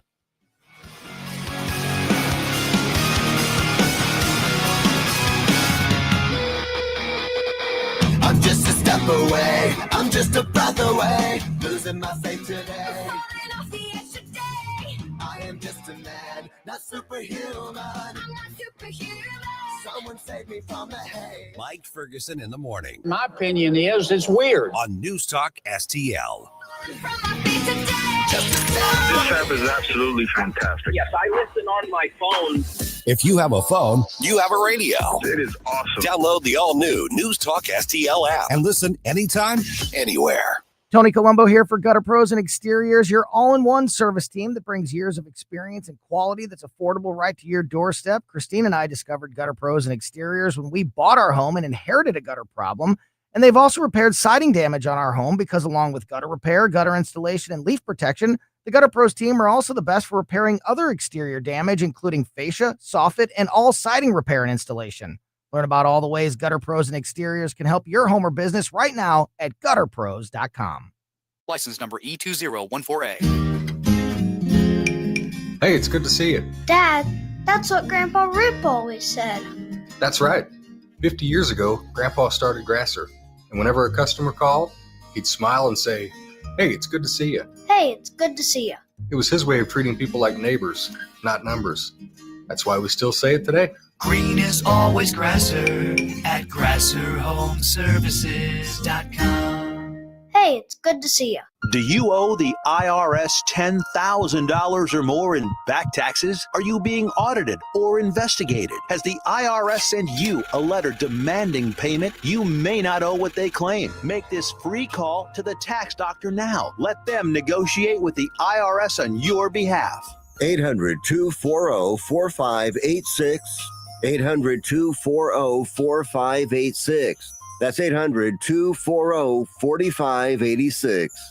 This hour of Mike Ferguson in the Morning is brought to you by Stifel. Request a portfolio review from your Stifel financial advisor at stifel.com. That's STIFEL.com.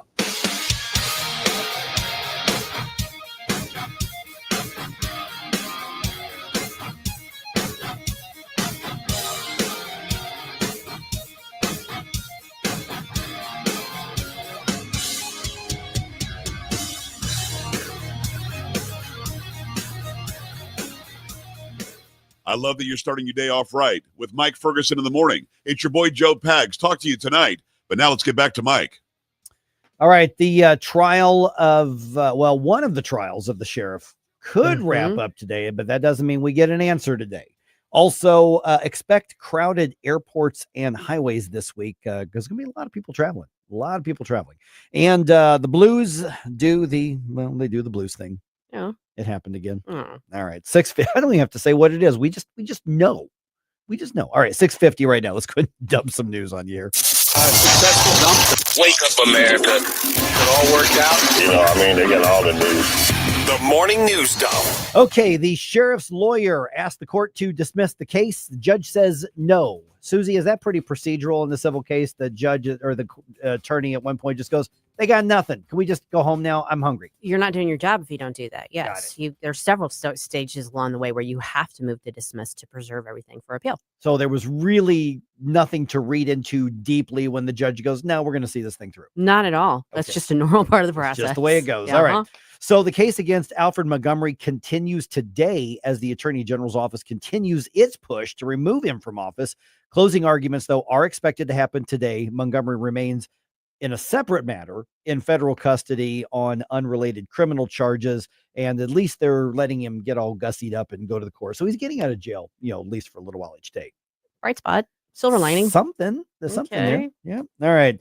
Okay. Follow up that conversation we just had with Keith Gross. And by the way, if you want to send that to your friends and colleagues and say, if you at least want to understand what's going on, that's the conversation to do that. That'll be up on our podcast here in a few hours or so, I suspect. Yeah. Give me about 30 minutes. Okay, great. So you can get that. And even if they're on the left and they love the ruling, at least they're going to understand the legalities of it. So you can talk about it intelligently. And because it's early and I don't have all my coffee ingested yet, my recollection of the code provision I was talking about to him was completely wrong. It's 18 USC 3288 that has to do with the extension of time past the statute. Well, that's exactly what I thought I was getting. No, I haven't. Come on, Susie. I hate when I get stuff like that wrong. Darn it. All right. So a federal judge dismisses the indictments against former FBI Director James Comey and against New York Attorney General Letitia James, saying that they were illegitimate because they were brought by what the ruling says is an unqualified U.S. attorney. Comey responded to that on social media. I'm innocent. I am not afraid.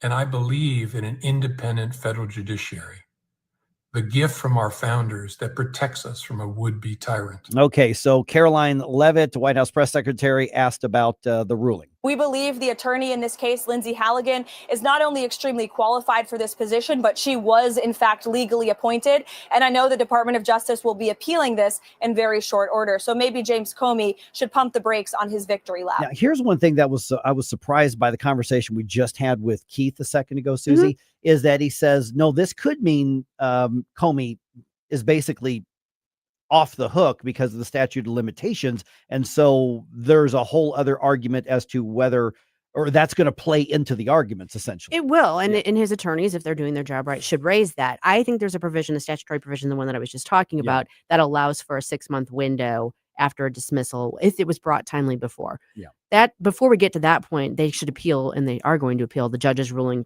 from the get-go that says that the indictment was invalid on the basis that Keith was explaining. Yeah. So once again, the News Talk STL podcast, make sure you're subscribed to Mike Ferguson in the morning. All right. Pentagon says it's investigating Senator Mark Kelly, Democrat out of Arizona, over possible breaches of military law. And to make a clarification point, this would be years after he left serving in the military.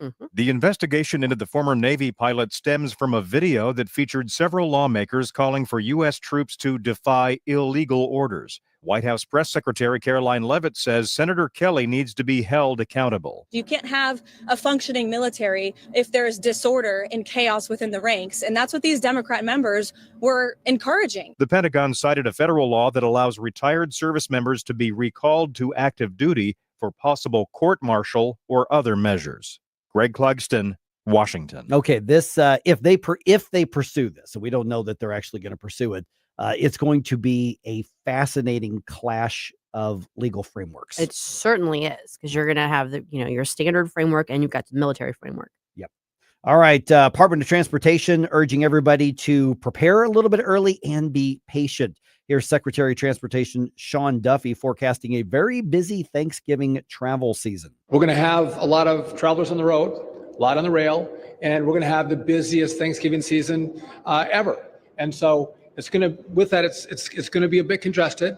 Let's be ready for that. And again, as the administrator said, come a little early. Don't be rushing through the airport because the lines might be a little bit longer. Okay, the travel season really ramps up today. Yeah, so I expect at the airport or on the highways, people are kind of heading out, like literally today. Probably here in the next little bit, people are going to start heading to grandma's house. That's true. Over the river and through the woods. Pretty much, and through the construction out in the Warrenton area. All right, if you could ban something from Thanksgiving dinner, what would you outlaw? There's a survey published on savings.com and ask people about that. I'm going to make people really mad. All right, do it. Dressing. Okay. Oh, okay. Interesting. I actually don't have an answer because I really like everything I get served. So you're like food. Yeah. I have no answer. Okay. So 40% say they would ban green bean casserole. Oh, come on. Yeah. So in my family, you get banned if you don't bring it. Oh, okay.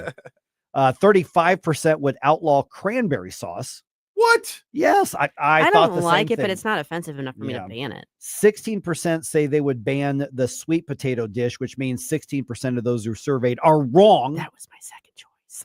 I don't like sweet potatoes. All of you are uninvited. I love the sweet potato thing with all like the marshmallow toasty stuff on it. And I don't like it. Okay. There ought to be a law. I know. I'm a terrible person. Oh man. All right. Let the debate commence. Yeah. Okay. So we are 80 some days away from what really matters. Pitchers and catchers reporting to spring training. Okay. But in the meantime, another season actually starts this weekend. The Ambush kick off their indoor soccer season on Friday. Have you ever been to one of those games? They're fun. I don't think I haven't. Yeah, they really are. They're fun. So Friday they start the season against their rival. They're hosting Kansas City at the Family Arena. Fun. Yeah, 5:05 kickoff at the Family Arena. Tickets are actually pretty inexpensive for that. More information at stlambush.com. Blues lost to the Rangers in New York Monday night. Final score 3-2. Today is a travel day for the team. They play the Devils in New Jersey on Wednesday.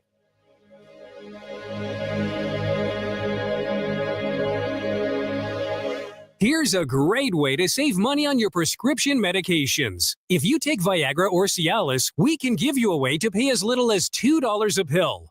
Compare that to prices as high as $60 per tablet. These pills work for men and women to improve their sexual performance. And now for the price of 2 or 3 pills, you can get nearly 100. There's no need to pay expensive prices for Viagra or Cialis. Call now with your prescription and pay as little as $2 a pill. We offer 24/7 service and always free delivery and confidential packaging. Change your life for the better and have fun.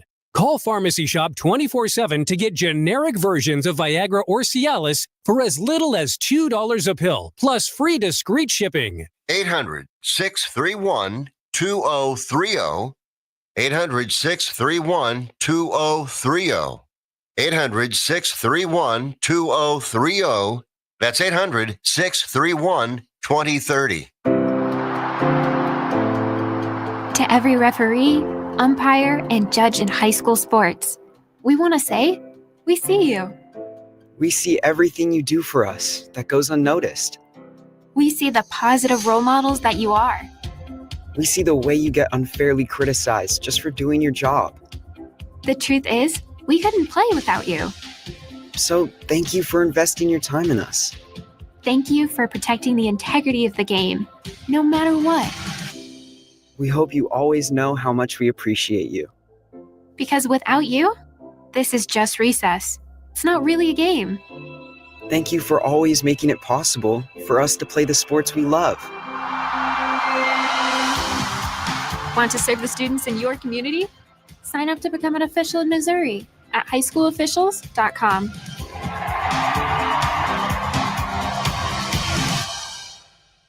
KLGY HD3 Clayton, K270BW Belfast, KNBS Bowling Green. This is News Talk STL at 1019, 94.1, and always streaming at NewsTalkSTL.com. Breaking news this hour from Town Hall. I'm Rich Thomason. In the air, on the roads, and the rails, Americans by the tens of millions are on the move or will soon be for the Thanksgiving holiday. Millions will stick with trains, buses, and cars, especially after the government shutdown threw air travel into chaos. There may be some people who said, you know what, I want to avoid airports altogether. I'm going to drive my own vehicle and I'm going to do a road trip instead. So we're projecting at least 73 million people, but that number could end up being higher because more people now potentially are switching to road trips. AAA says the good news for drivers, the national average for gas last year was $3.06 for regular, and that hasn't really changed. Happy travels. I'm Julie Walker. A retired Navy captain, Democrat Senator Mark Kelly, may face court-martial. Stems from his role in that Democrat video urging service members to disobey illegal orders from President Trump.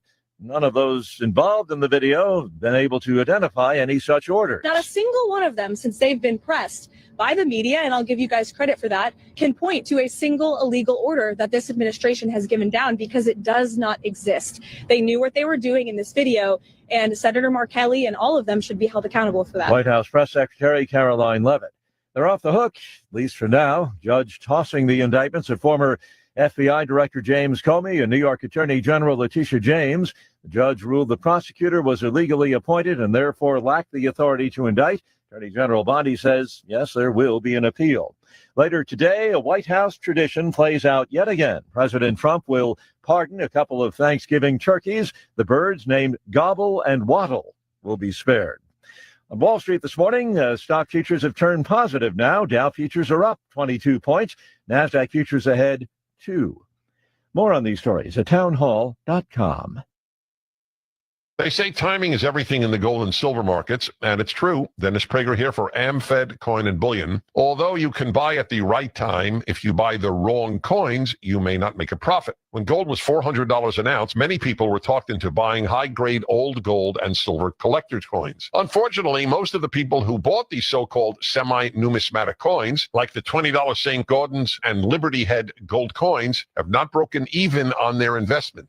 Incredible, given that gold has risen approximately 525% since then. So while timing is everything, if you buy the wrong coins, the timing simply doesn't matter. Having a dealer who cares about positioning you in the right types of coins or bullion will mean more to your portfolio than anything else. That's why I deal with Nick Rovich and AmFed Coin and Bullion. Whether you're buying or selling, call 800-221-7694. That's 800-221-7694. Or go to AmericanFederal.com, AmericanFederal.com. From the Michaels Flooring Outlet Weather Center. I'm meteorologist Shane Scotch with your first alert forecast this afternoon. Going to see highs climbing back towards the upper 50s, mostly cloudy skies. Could see a few spot showers as we head towards the evening hours. Then into Wednesday and Thursday, temperatures looking to continuously cool back down towards the mid to lower 40s. Looking pretty dry, a little bit more sunshine popping out, especially in Thanksgiving Thursday. Then Friday could see some chances of a rain and snow mix. We'll continue to watch that as we're going to see more chances as we head off towards the upcoming weekend. From the First Alert 4 Weather Center, I'm meteorologist Shane Scotch. This hour of News Talk STL is brought to you by Rodney and Jen Wallner and the entire Wallner home selling team at Berkshire Hathaway. Call them today at 314-810-SOLD. 314-810-SOLD. I'm Dr. TJ, owner of the Institute of Natural Health, co-owner of Optimal Nutraceuticals, and the host of Wellness One. Wellness One is designed to cut through the nonsense and provide you common sense science-based information regarding health and wellness. On the show, we discuss topics like thyroid health, gut health, hormone optimization, and many others. Our show airs Saturdays at 10 a.m. and 2 p.m. and Sundays at 11 a.m. and 3 p.m. right here on NewsTalkSTL. And you can visit us at inhstl.com. That's inhstl.com.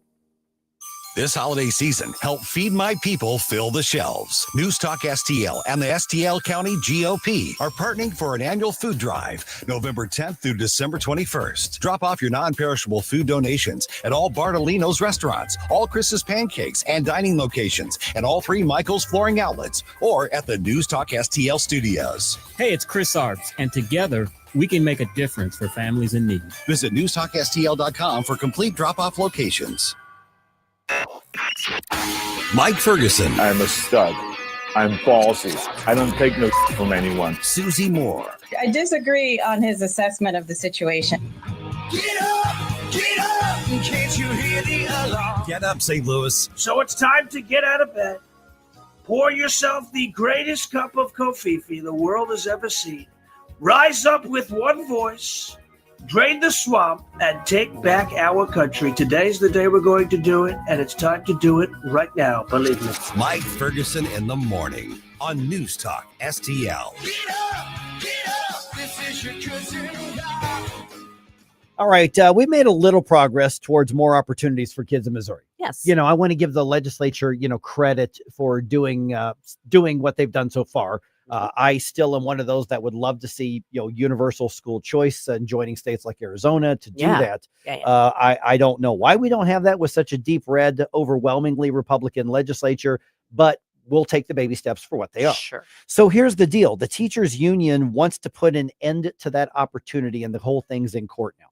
Okay. Yeah, started yesterday. They'll likely wrap up the trial part of it today, at least the arguments on that. We're now joined by Chris Voss from our friends at the Herzog Foundation. So, Chris, let's lay the groundwork here. What is it that the teachers union is challenging? So what I'm reading, and please correct me if I'm wrong on this, is that they're not trying to outlaw the Most Scholars program, but they're trying to outlaw part of the funding for it. And of course, that funding is what allows the Most Scholars program to provide more education opportunities. Yes, absolutely. Thank you so much for having me on. You are absolutely correct. The teachers union is not saying that the Most Scholars program itself should be banned, but instead the $50 million that the General Assembly and the governor signed into law in this past year's budget, they are saying that it's illegal for the state legislature, whose job is to appropriate funds. They're saying it is illegal for them to appropriate funds towards the program. And those funds have allowed thousands of additional parents and students to seek the educational opportunity that's going to allow them to be successful. And so it's really sad to see the teachers union who, by all accounts, shut down our schools during COVID. They've been extremely political. They're working, to transition young kids. And instead of working to educate the children of this state, many of which cannot read.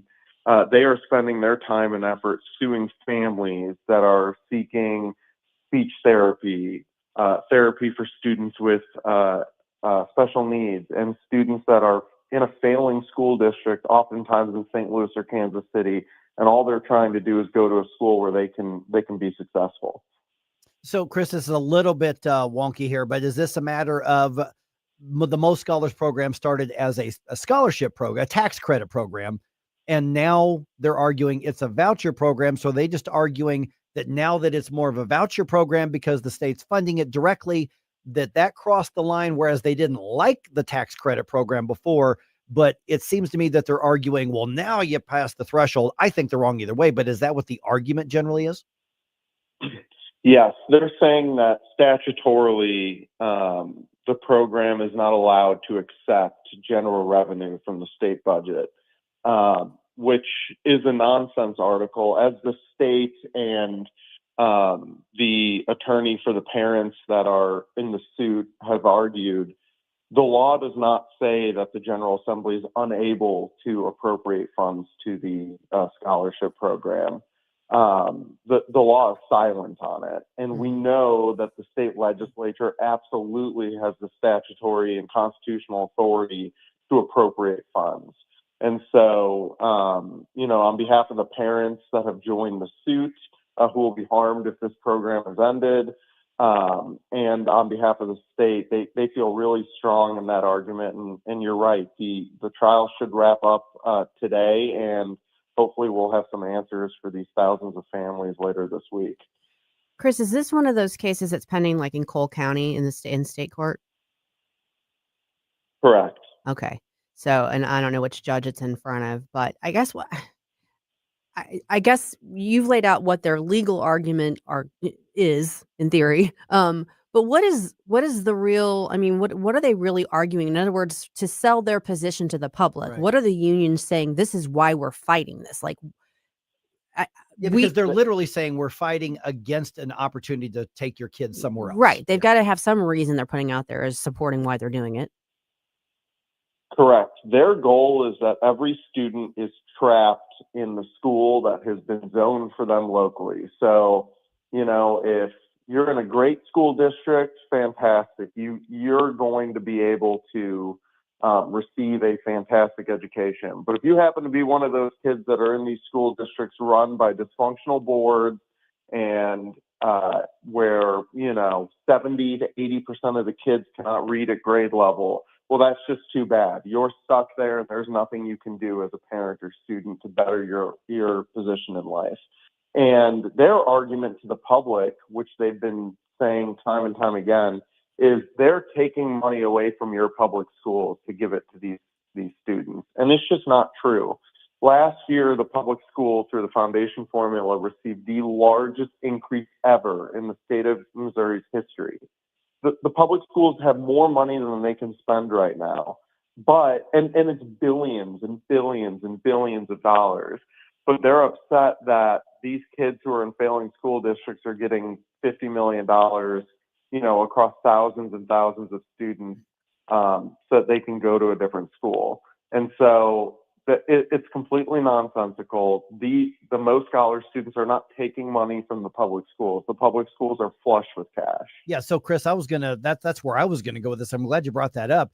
In that, if they, God forbid, were to win this and strike down the legislature's funding of it, that's not going to go into the government schools anyway. So just nobody gets it. It just goes back into the till to be divvied up somewhere else. I mean, it's not like that they're going to get additional funding if they stop parents from getting this money. Correct. If they were to be successful, which is doubtful, but if they were, the money would just go back into the state treasury. It would not go to the public schools. It would not go to any schools. It would be sitting in the state treasury. And thankfully, the vast majority of this money has already gone out to families this year. And so there's only a few $1 million that would be able to be clawed back if the teachers union were successful. So what's the backup plan if, God forbid, this is successful and they are able to get this basically struck down? how does the program, recover from that? Sure. Well, as an educational assistance organization, the Herzog Tomorrow Foundation is going to continue its work of raising tax credits and supporting families. And we would call the legislature to make it their top priority when they go back into Jefferson City in January. We would call on them to go back and amend the Most Scholars statute and explicitly put in the statute these scholarships can be funded by appropriation of the General Assembly or by tax credits raised by educational assistance organizations. We believe that there's a one-sentence fix if it were to get struck down to clarify, hey, this program can be funded by the General Assembly or by tax credits. Currently, the law is kind of silent on that issue, and that silence is why the teachers union is claiming that an appropriation from the General Assembly is not allowed. And so even with the money from the state, I mean, there's the tax credit aspect is still in existence. I mean, somebody could donate to that in exchange for the tax credit either way, though, correct? Correct. I believe by the end of the year, across the 6 scholarship granting organizations in the state of Missouri, we'll raise between $20 and $30 million in tax credits for these students. But the importance of the appropriation from the state legislature is they were able to 3 to 4x this program this past year from that influx of cash from the state legislature. And it's because we have kids on waiting lists. We have kids who have IEPs and special needs who are not in a school that can serve them. And so we had thousands of kids on a waiting list. And so the General Assembly allowed those kids to be served with scholarships. And so it is vital that we continue to have that General Assembly appropriation, because these are real families and real students. They're not numbers on a spreadsheet. And some of those parents that have benefited and students that have benefited from the program, they're in court testifying yesterday and today about how this has been a life changer for their family. We're visiting with Chris Voss from the Herzog Foundation. Just got a minute or so left here, Chris. Has the program been around long enough for us to know what some of the outcomes are? I mean, you've talked about the families who say this is a lifeline for us. Most Scholars program, hasn't been around forever, but are we seeing any results from this sort of education freedom that we already have in place? Sure. Well, great question. And actually this year, we just wrapped up the program launched in 2021 and 2022, that school year. And so at this point in the statute, there's a requirement that the state treasurer's office put out a study about the outcomes and test scores and student growth from all those students receiving scholarships. And so I believe that report will be coming out this year. And so people are going to be able to see, we believe in transparency, and people are going to be able to see how beneficial this program is for the students who participate. All right. And we learn more about what you all do, because Herzog Foundation, I think you're the biggest clearinghouse of those scholarships, I think, in the state. But where do we learn more about what you all do? Because you've got that, and obviously you can find the Lion, which I go to pretty much every day to read through the Herzog Foundation.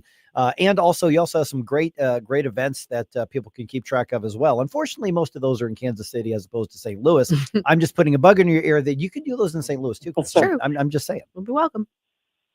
Absolutely. Well, we love getting out to St. Louis, so we'll have to do that soon. And for those who want to learn more about the Most Scholars program, you can go to herzogmostscholars.com, herzogmostscholars.com, and learn about how to get involved as a donor or apply as a student. All right, Chris, thanks so much. Really appreciate the update. Yeah, thanks so much for having me. Really appreciate it. Thanks, all right, Chris. Once again, that trial is expected to. It's supposed to be a 2-day trial. It's a bench trial. Yeah. They should wrap that up today, and then whenever the judge rules, the judge rules. We don't know. Yeah.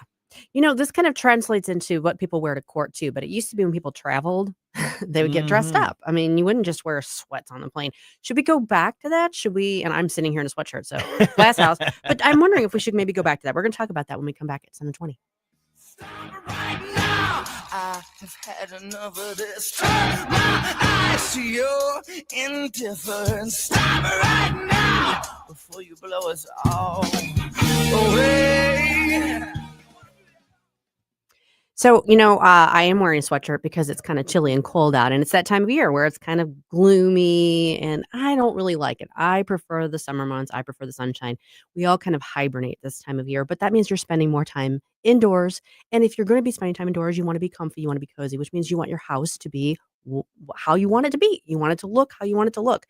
One way to do that is to get in touch with Michael's Flooring because they can help you upgrade your flooring. They are a locally owned and operated family business for more than 30 years, so you can count on them. I've used them in the past. I had a great experience with them, and you will too. If it's variety you're looking for, they've got it. Hardwood, carpet, laminate, ceramic tile, luxury vinyl, natural stone, plenty of options for you to choose from. Plus, with Michael's, your installation is going to be done right the first time because it's being done by the experts at Michael's, not some random subcontractor. With Michael's, you get the best combination ever. You get great quality and great value. So if you are thinking you want to spruce up your home and make it more cozy, go check out Michael's. You can shop in store at one of their 3 locations on Olive and Creve Coeur, on Town Square in Darting Prairie, or on Main Street in St. Peters. Or you can just go online to igotfloor.com. On the next Larry Connors USA. Today's the story behind the story. I'm oil-filled trash, and I'm proud of it. Larry Connors USA. Now, weeknights 6 until 8 on News Talk STL. When water troubles strike, call the family you can trust. Tim Jones here for Ambassador Plumbing, serving our community since 2018 with 25 years of master plumbing expertise from Tim Morris and his handpicked team. Whether it's a simple faucet repair or a complete bathroom remodel, if water runs to it or through it, they do it. From residential service calls to commercial to new construction, the folks at Ambassador are your neighbors treating you like family. Ambassador Plumbing, where faith meets craftsmanship. 636-383-6932 or ambassadorplumbing.com. That's ambassadorplumbing.com. For over half a century, Joe Bacardi's has been serving up a little taste of Italy right here in St. Louis. Family owned since 1971, we're more than just a restaurant. We're a local landmark. With 4 convenient locations, we offer something for everyone, from our famous pizzas to mouth-watering entrees and delicious salads. Dine in with a glass of wine or grab a quick carryout. Whether it's dinner for 2 or catering for a crowd, Joe Bacardi's has you covered. Visit joebacardis.com and join our loyalty program. Joe Bacardi's, where every meal ends with buon appetito.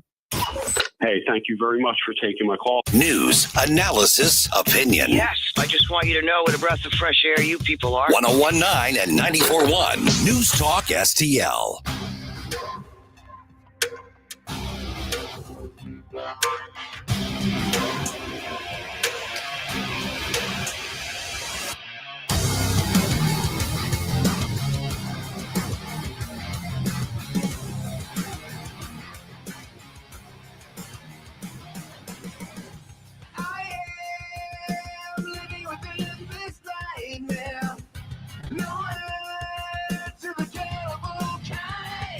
Hey everyone, this is State Senator Nick Schroer. I am the host of Stand and Fight every Sunday night. Right now, let's hear more of Mike Ferguson in the Morning Show here on News Talk STL. All right, as Susie just mentioned, flying used to be like a big deal. Yeah. You seen those pictures from way back when? Yes. I mean, people were dressed. They were in their Classy. Sunday best to go get on an airplane to fly somewhere. Yeah. Now, keep in mind, only the wealthier could generally afford to do it for the first, many years of commercial flight. True. But people got dressed up, man. It was, every once in a while, I don't remember which airport I was at recently, but they had like pictures from, the history of the airport, and you saw people walk. Of course, you're walking right out onto the tarmac, and the little kids are in their Sunday best, and dad's in his, his fedora and his suit, and Mom's put her little pillbox hat on. Yep, that's exactly what happened on this. So should we, as Susie asked the question a little bit ago, get back to that mindset, even though pretty much anybody can fly now. I mean, for the most part, I mean, most people can fly here. So the reason that we're asking that is something that the Secretary of Transportation said. We'll get to that in just a moment, but court cases, political shenanigans, whole lot more. Susie, what are the go-to stories to start our day at Red State today? This is the Red State Rundown. All right. We've been talking about this a lot. Now we've got Democratic Senator Ruben Gallego trying to threaten the military members if they investigate Mark Kelly. So it's like tit for tat for tit for tat for tit for tat. Good luck back with that. and forth. Yes. Good luck with that. So that's one of our top stories today. That's from Rusty Weiss. We've also got a story from Katie Jerkovich.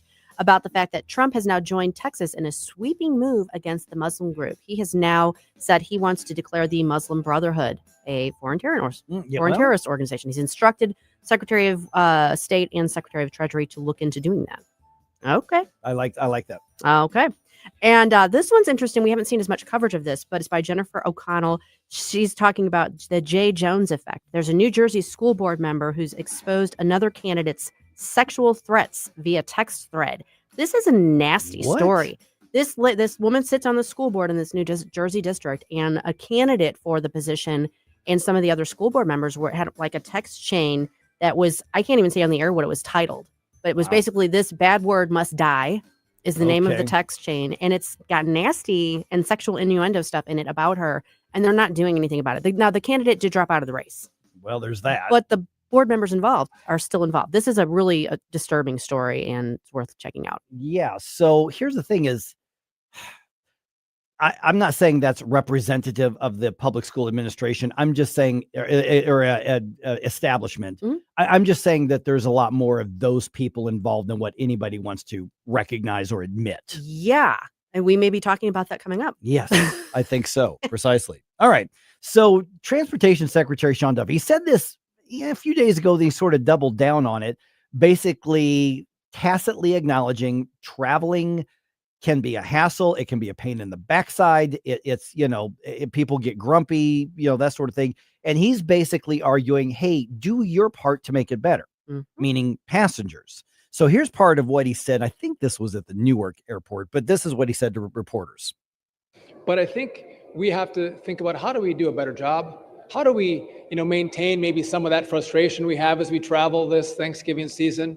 Maybe we should say please and thank you to our pilots and to our flight attendants. I think, again, I call this just maybe dressing with some respect. Whether it's a pair of jeans and a decent shirt, I would encourage people to maybe dress a little better, which encourages us to maybe behave a little better. Let's try not to wear slippers and pajamas as we come to the airport. I think that's positive. Okay. But I'm still amazed at how many people I see walking around in pajamas. I was at the Foundry the other day and went to go get like a little dessert bowl there. And there was a whole family in their pajamas walking around in the food court area. Now I've seen it at the airport too. Oh yeah. Okay. So let's start there. Secretary Duffy, he basically says, hey, you dress a little better. You may act a little better. Basically, Americans, let's be a little classier. Yeah, That's his premise. Let's class this joint up. Let's start there. I'm on board. And I say this as somebody who loves my comfy clothes, although I do not go out in pajamas. Yoga pants, which I sometimes wear as pajamas, but I do. And I love being comfortable. Yes. But for me, like I was saying, this translates over into an observation that I had with regard to the court system. Now, as a practicing attorney, I would never have dreamed of showing up in court in anything other than a suit or appropriate business wear. The one time I had to go in and see a judge when I wasn't scheduled to be there, I at least had on a nice pair of slacks and a top that was, I was business casual, but I was like self-conscious about that. But I was constantly amazed at the people who were at court because they, maybe they had a traffic issue. Maybe there was a landlord issue, whatever it was. Maybe it wasn't the biggest thing in the world, but they didn't look like they'd even brushed their hair. Now, I know that some judges will even critique, like, if you even come in with a suit. I saw that in that legal documentary, My Cousin Vinny. Fantastic documentary. Yes. Yeah, that's not a documentary. Oh, but, sorry. It'd be a lot cooler if it were. Yeah. No, but they do. How you dress has to do with how people perceive you, and it also has to do with how you perceive and present yourself. So I think there's something to what he's saying. Yeah, that was one of probably the best pieces of advice some random guy gave me. Because I'm not a big I try to be clean and I try not to smell bad, and that's why my standard for that's a very good standard to have. Thank you, Jerome. Yes. We appreciate that. Because you're stuck in a room with me, I get it. We all appreciate that. But yeah, the way that you present yourself to the world influences the way the world presents itself to you. That's and so being somebody that I was a bit of a scrapper when I was younger, I know, I enjoy boxing, I enjoy wrestling. But it's very hard to do that when you're dressed up in a suit and you have a belt on, you have some nice, you don't want to scuff your shoes. No. And then also when you see somebody, even if they could be a millionaire, if they're walking around in PJs at Walmart, you're like, oh, why are they there? What are you doing? Versus you could be poor as dirt, and if you walk in and you're dressed a little bit nicer, then you're like, oh, okay, that might be somebody that they have enough self-respect to not act a fool. Self-respect. Yeah. And that's what I think we need more. Some people are commenting, like, look at in older movies or even older like television. When you went to a baseball game, you were dressed up. You went on the planes, you were dressed up.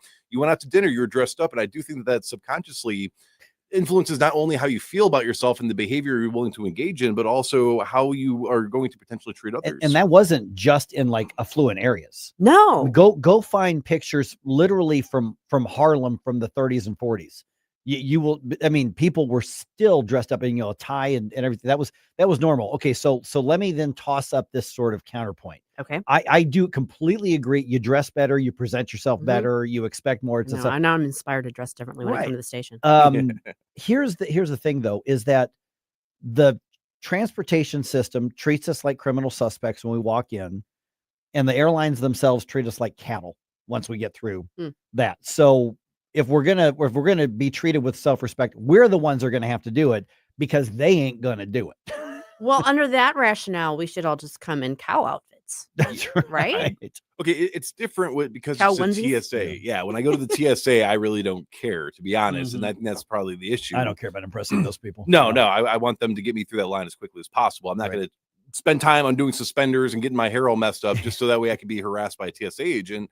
I was talking, I guess, more in the sense of, if you're out in public and you see somebody with a nice car and you're driving, maybe, you look like you have insurance. You look like you have a good lawyer. I'm not going to fight you. Right. You over there look like you have nothing at all. So, maybe I'm not going to take as much look from you. Well, think about all the viral videos from people acting up on a plane. Yes.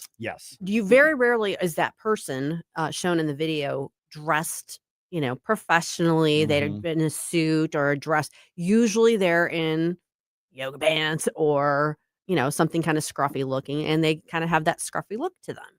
I think there's something to what he is saying. And again, now it's inspiring me to rethink my wardrobe choices in the mornings here at the station. Dress for the job you want, but what if you want to work at home in your pajamas? I mean, I like working here in my sweatshirts and stuff. It is comfy and it is chilly in here, just so you guys know. But I mean, working at home is nice too. All right, so a little food for thought there. Chew on that. I get what he's saying. I really do. I don't disagree with it. Now, another place that I think people could benefit from a dress code are public schools. And unfortunately, though, the leftist public school establishment really wants Jane Puszkar.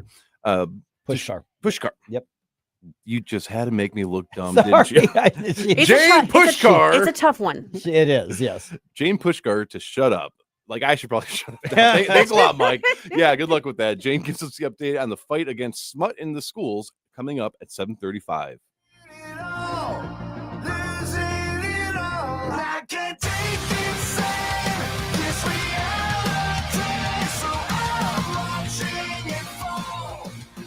From the Michaels Flooring Outlet Weather Center. I'm meteorologist Shane Scotch with your first alert forecast this afternoon. Going to see highs climbing back towards the upper 50s, mostly cloudy skies. Could see a few spot showers as we head towards the evening hours.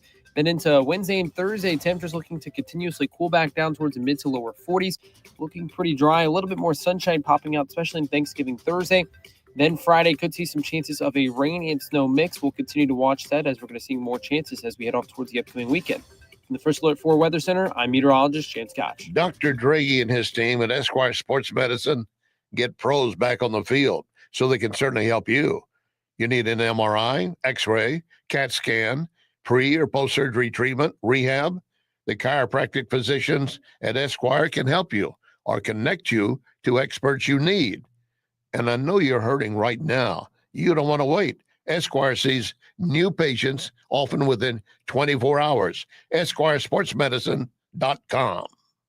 Larry Connor's Commentary, brought to you by Vincent's Jewelers, offering a wide selection of jewelry, including lab-grown diamonds, affordable earrings, bracelets, necklaces, and rings, up to 75% off their natural counterparts. Visit VincentsJewelers.com. This is Larry Connor's Commentary on News Talk STL. So you think you know everything, really? Well, here's a test. And do not lose control of your car when I ask the question. How many sheep, on average, how many sheep are gay? That's not a joke. It's a legitimate question. For what value? Well, there is a German nonprofit group estimating that 1 in 12 sheep is gay. How do they know? You could save that question for a holiday drinking game. They have created a gay dating app, Grindr, to link gay sheep to other gay sheep. Again with the question, why? Anyway, they're busy selecting and shearing gay sheep so they can have gay merchandise, gay sheep items, jackets, scarves, caps, so that gay sheep can be applauded, admired, widely loved. One creator said, I don't see this as fashion. I see it as an art project. I have to admit that I have never sheared sheep, so I really don't know what's under all that wool. But once they are sheared naked, this commentary is rated R. Get more Larry Connors on Larry Connors USA. Tonight at 6 on News Talk STL.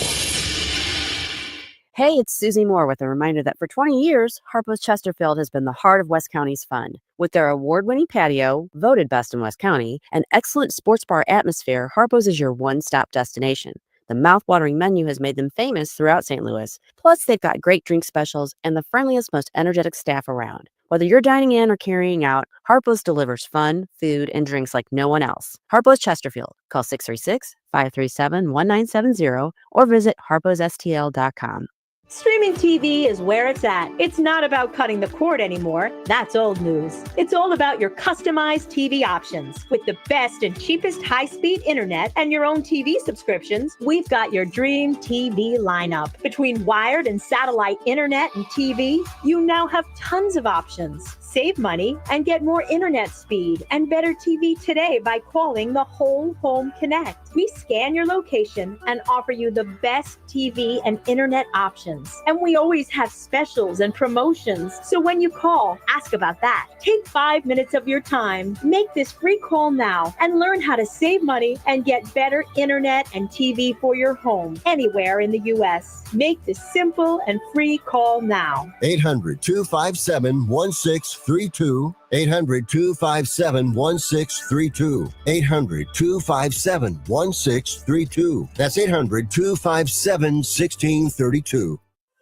So many ways to listen to News Talk STL. Join the conversation. All you have to do is say, Hey Alexa, play News Talk STL. Welcome to News Talk STL, conservative talk radio for St. Louis.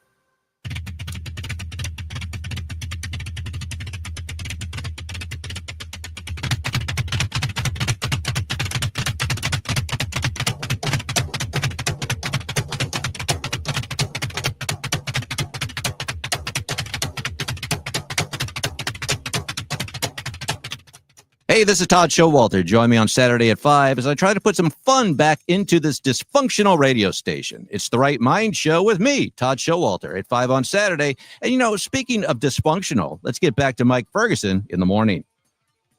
Let me just pause real quick and say, you know, I never know what Larry's commentaries are going to be. No. I didn't see that one coming. No, did not.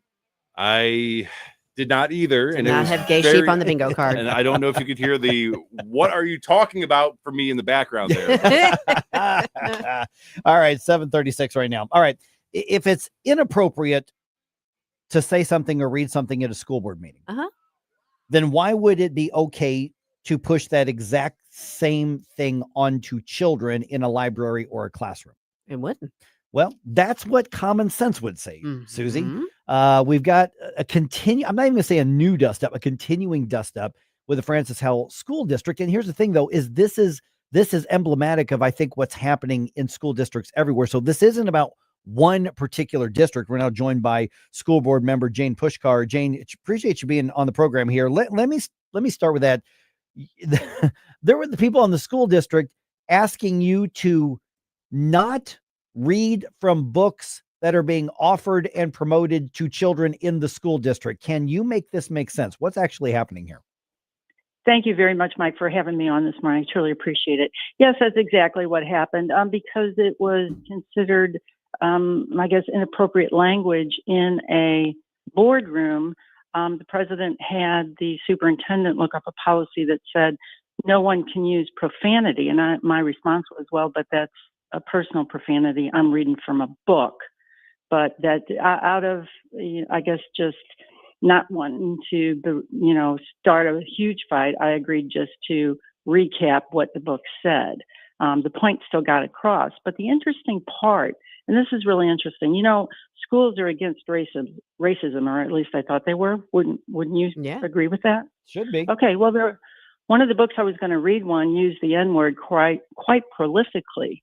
But I got emails the next day about how I was banning that book, and I was taking away, I was allowing the Jim Crow era to recreate, and I shouldn't do that. I should leave that book in. So I was like, wait a minute. You want me to leave a book with pervasive N-words in it, but you want a resolution on racism? Please make that make sense. But you just can't. You can't make this stuff up. Okay, so Jen, let me follow up real quick, because there are some literary works that use that as a point to attack, racism, whether it's To Kill a Mockingbird or some of those. Are we talking about that sort of just edgy, controversial, thought-provoking things? Or are we just talking about stuff that's beyond the pale? We're talking about stuff beyond the pale. We're talking about Stephen King's Bag of Bones. We're talking about Ellen Hopkins' Identical, which, by the way, both of those books have now been taken out. But we're talking about a whole slew of books that are nothing but pornography, as identified by 573.010, the definition in the state statute. Any written material is covered under that statute. I understand a judge didn't like that statute recently, and according to some struck it down, but it wasn't struck down. It was a summary judgment. But leaving all that aside, we have a school board policy ourselves against pornography with those same definitions, and we're not following it.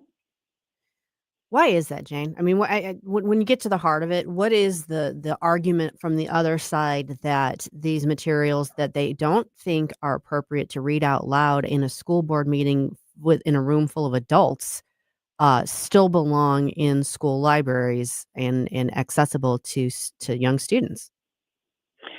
The main, I guess, pushback I get is that it's book banning. And my response to that is taking pornography out of schools is not book banning. I get letters and emails from mothers that say, it's not your right to decide what my child reads. Well, yeah, but when it comes to pornography, that's kind of a school board mandate, because we are elected to protect all children, and this is definitely protection of children.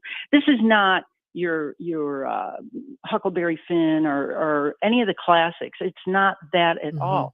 But the problem is some of these books have gotten awards, which should tell you something, but they're pure unadulterated pornography. Every adult that I have let read the passages that I know, including radio show hosts, have said that's filthy. And all radio show hosts say, I can't read that on the air. I was one of them that said that. Yeah. Yeah. And so if you have a state statute, you have a policy on the books. There's also U.S. Code 1470, which prohibits the transference of pornography to minors, and a school board policy. But yet here we are. It's crazy. I just don't get it. I know that this has been an ongoing battle. Where do you see? You mentioned that a couple of those books have now been removed from the schools. And Frances Howell, where do you see this going next? Well, right now we have a list of 100 books that have been delivered to the school district. The problem with that, it was sent 3 times, and guess what? It didn't go through all 3 times because of bad words in the names of these books. What does that tell you? So they had to go into our filter and retrieve, physically retrieve those emails to find those books. Where do I see that going? I see that it's going to be a long process, because a committee has to be formed for every book. So there's a committee of 9, 5 people have to vote, the majority, to take the book out, considering the fact that it only takes 1 librarian to put it in. But that's a whole nother story. It's going to be a long, convoluted process and a long discussion and a long fight, but I don't see any other way around it. I've also written the prosecuting attorney in the county and said, hey, we have this issue. Would you like to know more about it? And his answer was, no, school boards govern themselves. So shout out to Joe McCullough for not helping us out. All right. We're visiting with Jane Puszkar from the Francis Howell School Board. Jane, oftentimes you've got Lauren Greenwood in here with you, and she's kind of a partner in this fight against, smut and things. And again, let me just kind of dawned on me. We were talking about the parents who are saying you don't have a right to tell me or tell my child what they can or can't read, but the parents could go buy the books directly if they want to provide the smut to their kid themselves. I mean, is there no self-awareness over, we're talking about taxpayer funded, stuff. If you want to be edgy and you've got a different view of different things, that's certainly your right for the most part in your own home. But, why is it that there's such a push to make it available and promoted? Because if it's in the school library, that doesn't necessarily mean the government's endorsing it, but they are offering it. And there's got to be some room for common sense in this. Well, those books are also available at the county library. So that, they don't even have to go on Amazon and buy them. But the problem, I believe part of the problem is that this has gone on for so long. And unfortunately, a lot of us were asleep at the wheel and didn't know that this was even happening. And when that happens, it gets entrenched in all kinds of things, in the curriculum, in the library, in the personal little libraries in the classrooms, and it just becomes insurmountable at times to get it out. But we have to do something, because children that are exposed to sexual content, material, activities before they're old enough or mature enough to understand what it means and make sense of it, they are subject to 90% of them end up with sexual aberrant behavior later on in life. And that's not what I want for the kids in the Francis Howell School District, or any other district for that matter. As you mentioned before, this is pervasive. And I will guarantee you that if you are within the sound of my voice, Mike's voice, and Susie's voice, your kids can be exposed to this. Good morning, Jane. This is producer Jerome with a quick question for you. So, if for the parents out there that might be interested in learning more about what their kids are being exposed to, but might not, sometimes you skim through a book and you're like, well, I'm not seeing what they're saying is in this book. Mm-hmm. Is there like an email or a website or something that you've compiled a list of the books that you're trying to get removed from these schools so that they can check to make sure that their kids are not being exposed to it? Thank you for bringing that up, Jerome. Yes, there is. If they're interested, they can go to FHSD School Watch List. And on there's some videos of books that, and I'm sure more information will be posted on there shortly about more books that are being challenged. The other thing that people, if they're interested to do, is let us know what you think. You can email us all at board@fhsdschools.org. board@fhsdschools.org. It's really important for the parents to get involved in this, because we need a little bit more of conservative voices, and make it enough voices that they can't overlook how many people are concerned. Okay, real quick, Jane. Lauren Greenwood's often with you when you're in these fights, and she's been in the studio here a couple times, I think. My understanding is she got some kind of cease and desist related to her advocacy. What was that all about? Lauren was upset because a language arts teacher, ELA teacher, was reading aloud from a book and discussing suicide by cop, which Lauren and her family do not discuss such things at home. Her child came home upset, and so she complained to the school. Later on, she got a letter from the teacher involved saying that she was calling undue duress, and this teacher has lost work because she reported what this teacher did. So it's kind of been turned around in my estimation, that this should not be turned back on Lauren, but the focus should be on not exposing our kids to things that make them uncomfortable. Well, hopefully Lauren took the cease and desist and ripped it up and just tossed it in the trash. Well, I don't know about that, but I think she's exploring options is about all I can say about that. Got it. All right, Jane, appreciate the update. As it's been pointed out in one of our social media chat boxes, it's awful that we even have to have these conversations to tell people to stay on top of this. And I think the key point is keeping pornography out of school libraries is not book banning people. I mean, Come on, use some common sense here. Exactly. I appreciate the time and your outlook, Mike, Susie, and Jerome. I really, truly appreciate it. You got it. We'll talk to you again soon, Jane. Thanks so much. Thank you. Bye-bye. we've been talking about Thanksgiving and what people are going to have and what they're not going to have as their side dishes, that sort of thing. But, that kind of gets us to the topic of food, which, as you might know, News Talk STL is participating in a food drive with the St. Louis County GOP to help feedmypeople.org. That's right. If you want to know what the locations are where you can drop off your non-perishable items to help us with this food drive, you can go to newstalkstl.com. It tells you there, but definitely check out there's bins at outside the station here, at Michael's locations, at Bartolino's, and at Chris's Pancake Houses. Wait a second, man. What do you think a teacher's going to look like this year?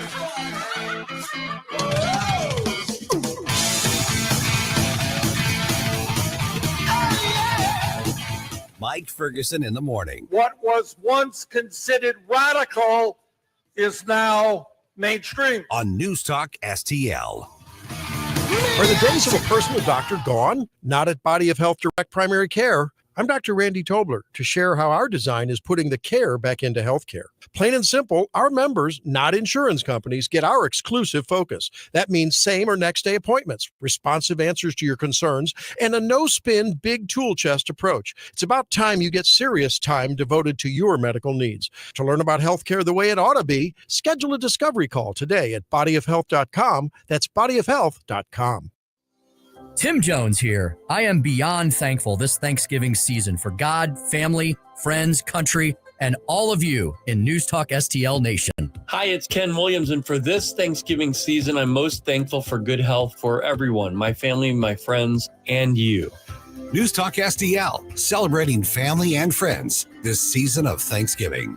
Brought to you by Best Buy Flooring, D. Gregorio's Food Products, and Golden Chicken. This is Tony Colombo, and my favorite Capriati sandwich is the cheesesteak made with American Wagyu beef from Snake River Farms, and you have to include a side of their amazing fries. I love Capriati's, and you will too. Open 9 to 9 daily on Manchester at McKnight in Rock Hill.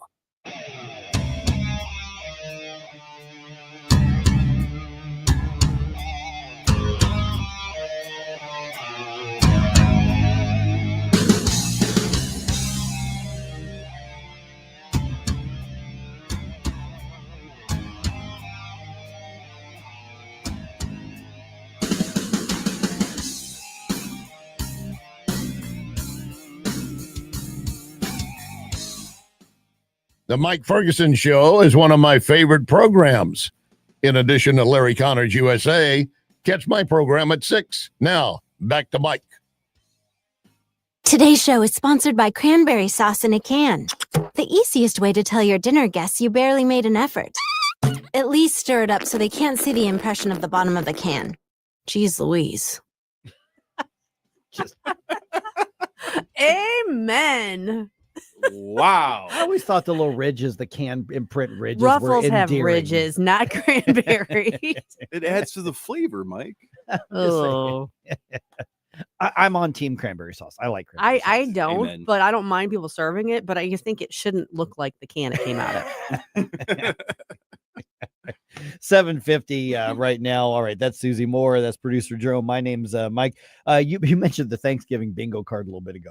Okay, so somebody online was like, what's going to be on your Thanksgiving bingo card? If we put a Thanksgiving bingo card where you had like what you expect or the weird stuff that you probably expect, what should be on your Thanksgiving bingo card? Are we talking about food or are we talking about comments made? Everything. Everything. Yeah.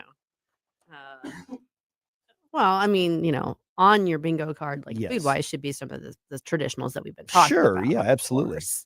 For instance, how about this? Somebody wrote down untouched ambrosia salad. So it's there, but nobody wants it. Yeah. Put that on the bingo card. Like for instance, awkward hug. Oh, yeah. That's on the bingo card. Definitely need that on the bingo card because there's always going to be one. Yeah, there's that.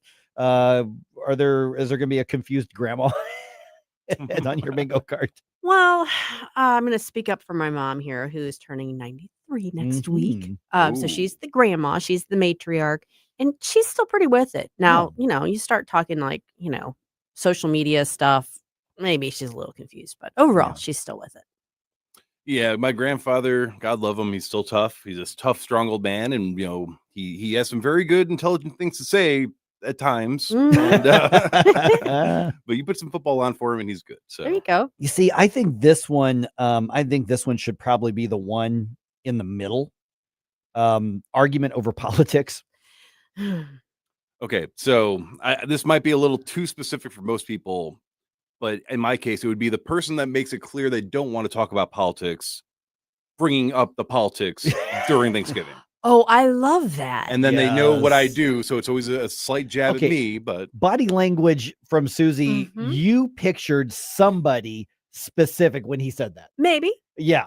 It's the I don't want to get into politics, but yeah, and I try to, for the most part, because of what I do for a living, I try to not go there. Same. If Same. someone wants to have just a regular conversation about something, that's fine.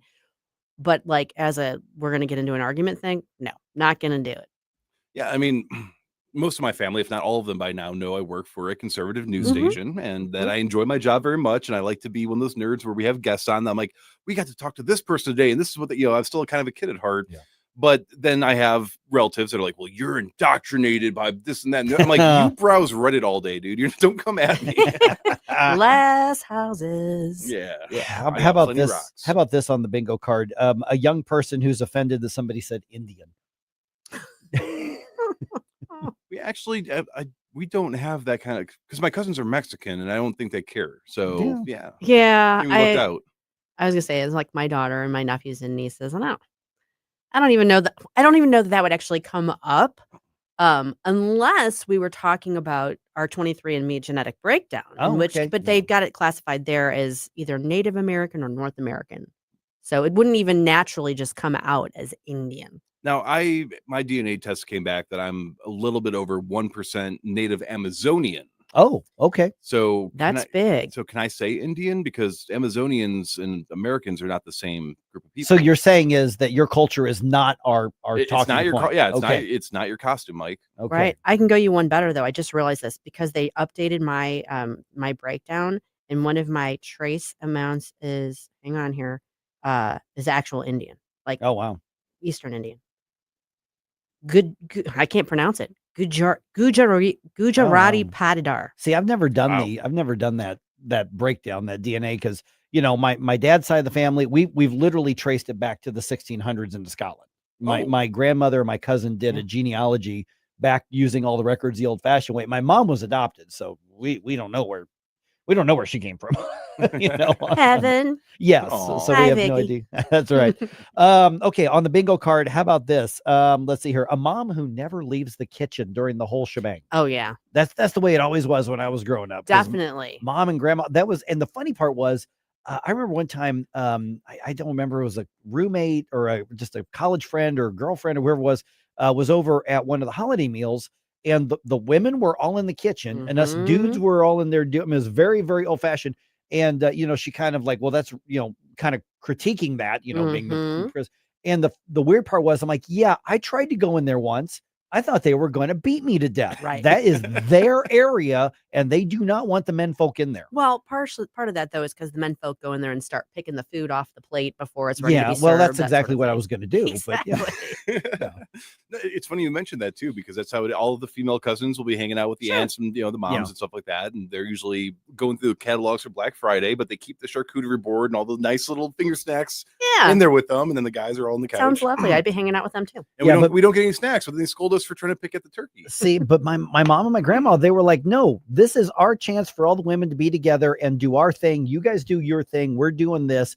And it's like all the cooking was just incidental. That was just where they were. Hen session. It Now, was a here's hen the funny session. part is now, I don't know the last time we actually cooked something. We just ordered the whole thing. Yeah. Which I actually like better, Mhm. because I would rather Rachel be able to spend the time with everybody Sure. rather than trying to recruit me or Amber or Amber's boyfriend or whoever to Mhm. do all the work. I'm like, why not just enjoy the time instead of stressing out over what's going to get done and not done on Yeah, all that. I can see that. I don't know. There was something kind of charming about that sort of There, like yeah, I do think there's something that's been division lost of with it. duties. Yeah, division of labor. But families were bigger back then too. It's true. Yeah, It's true. yeah. All right, so let's see here. Oh, you could put this one in the middle of a bingo card too. Poorly lip synced Macy's Thanksgiving Day performances on TV. Oh, yeah. That's, I mean, yeah, that you definitely want that on your card. You would. Well, what is it about that parade that people still, and it's a guilty pleasure. I'll watch it too. It's tradition. Yeah. I have to admit, I know that we would have it on the TV. Yeah. No one's actually really watching. But I could not tell you a single time that I could remember any. I think there's a Garfield sort of thing going on. At some the big point. balloon. Yeah. And then that's really all I remember. And I mean, I'm talking every single year for the entire time I've been alive. I know it's on TV. And it's just we don't ever pay attention to it. Yeah, it's just kind of background noise. Yeah. And see, whenever that's on, because like my mom loves that. I think Amber, my daughter, even likes that, and I don't mind them. But I remember thinking, it's early in the morning in New York City. Why would you get up, jostle for a position on the road on Thanksgiving just to watch these big balloons go by? Yeah, I know. I'm like, some people get up and run a 5K for Turkey Day. I've got a cousin in Florida who does that kind of nonsense. Yeah. I don't know why Tony does that. I don't know. I'm just saying. Oh man. Oh goodness. All right. By the way, I did see a pro tip on social media. What's that? Start talking about politics now at Thanksgiving, and you can save a lot of money on Christmas. Very clever. Great tip. Yes.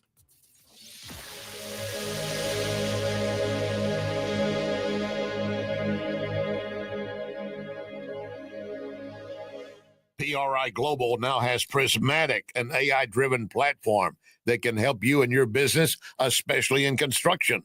Simplify your operations, secure data, modernize your business from the cloud up. Visit PRIGlobal.com. Innovation with talent and technology. People, process, platform. PRI Global delivers all three. Check them out. PRIGlobal.com. PRIGlobal.com. Do you own a timeshare? Well, face the facts. You made a mistake. You made a bad purchase. A timeshare is not an investment. It's a money pit that continues forever. If you use your timeshare, that's great. But if you don't, and you want to legally get out of your contract, call my friends right now at the Timeshare Exit Hotline. They're an experienced team of lawyers who help good people like you get out of a timeshare contract that they just don't want. Don't throw away your money on maintenance fees. Use it for things you really want. We can help you end your timeshare contract and stop the money drain immediately. If you're ready to move on with your timeshare, call our team right now. Cancel your timeshare now with this free call. 800-524-1641. 800-524-1641. 800-524-1641. That's 800-524-1641. KLGY HD3 Clayton, K270BW Belfast, KNBS Bowling Green. This is News Talk STL at 1019, 94.1, and always streaming at NewsTalkSTL.com.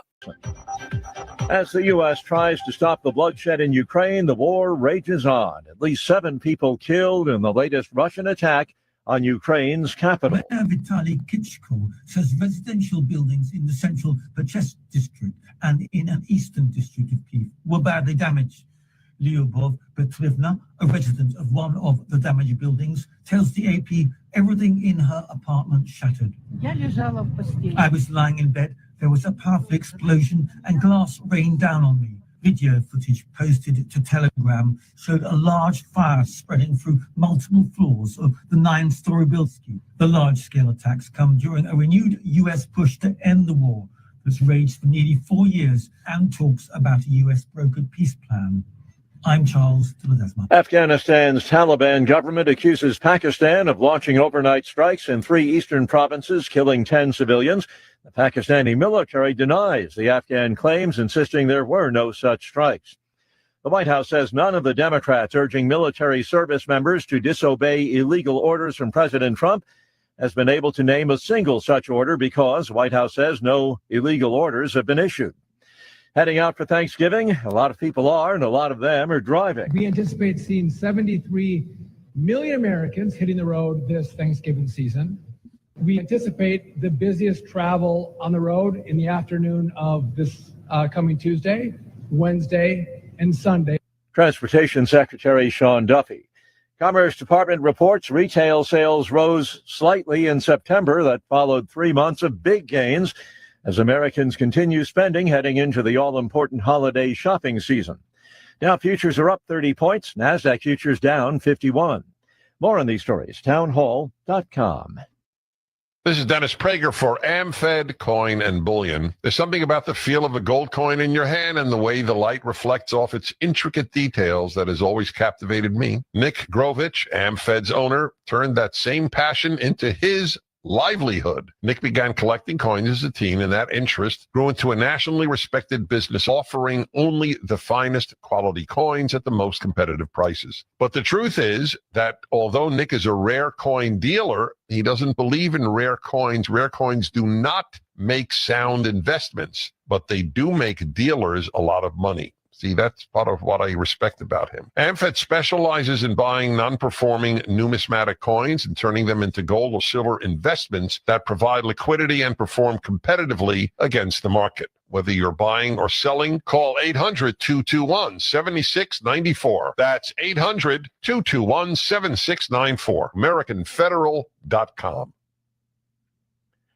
A grand opening for a new Walmart. From the Michaels Flooring Outlet Weather Center.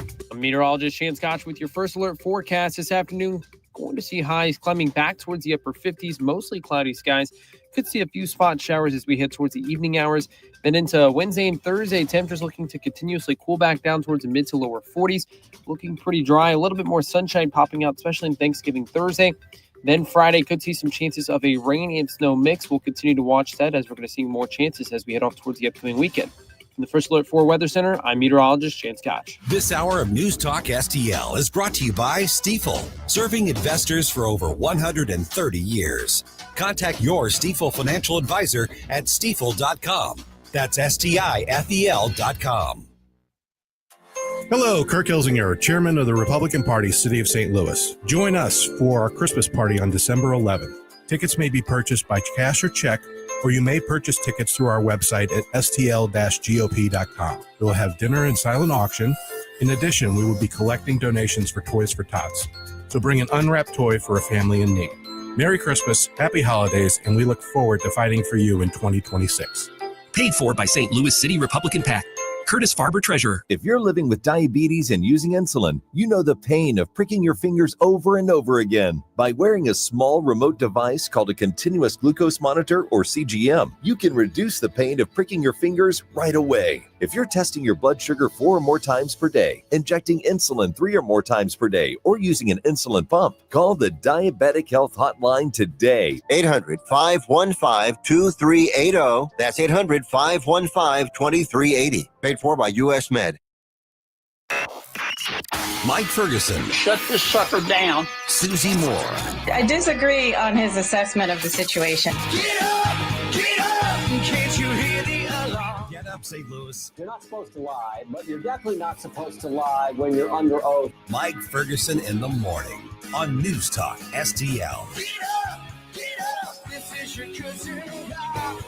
Did you see that recent Fox News piece, an investigative piece on like UFOs? I think they're using different, acronyms now, UAPs now, but more specifically, not what people are saying about them, but what we're not being told.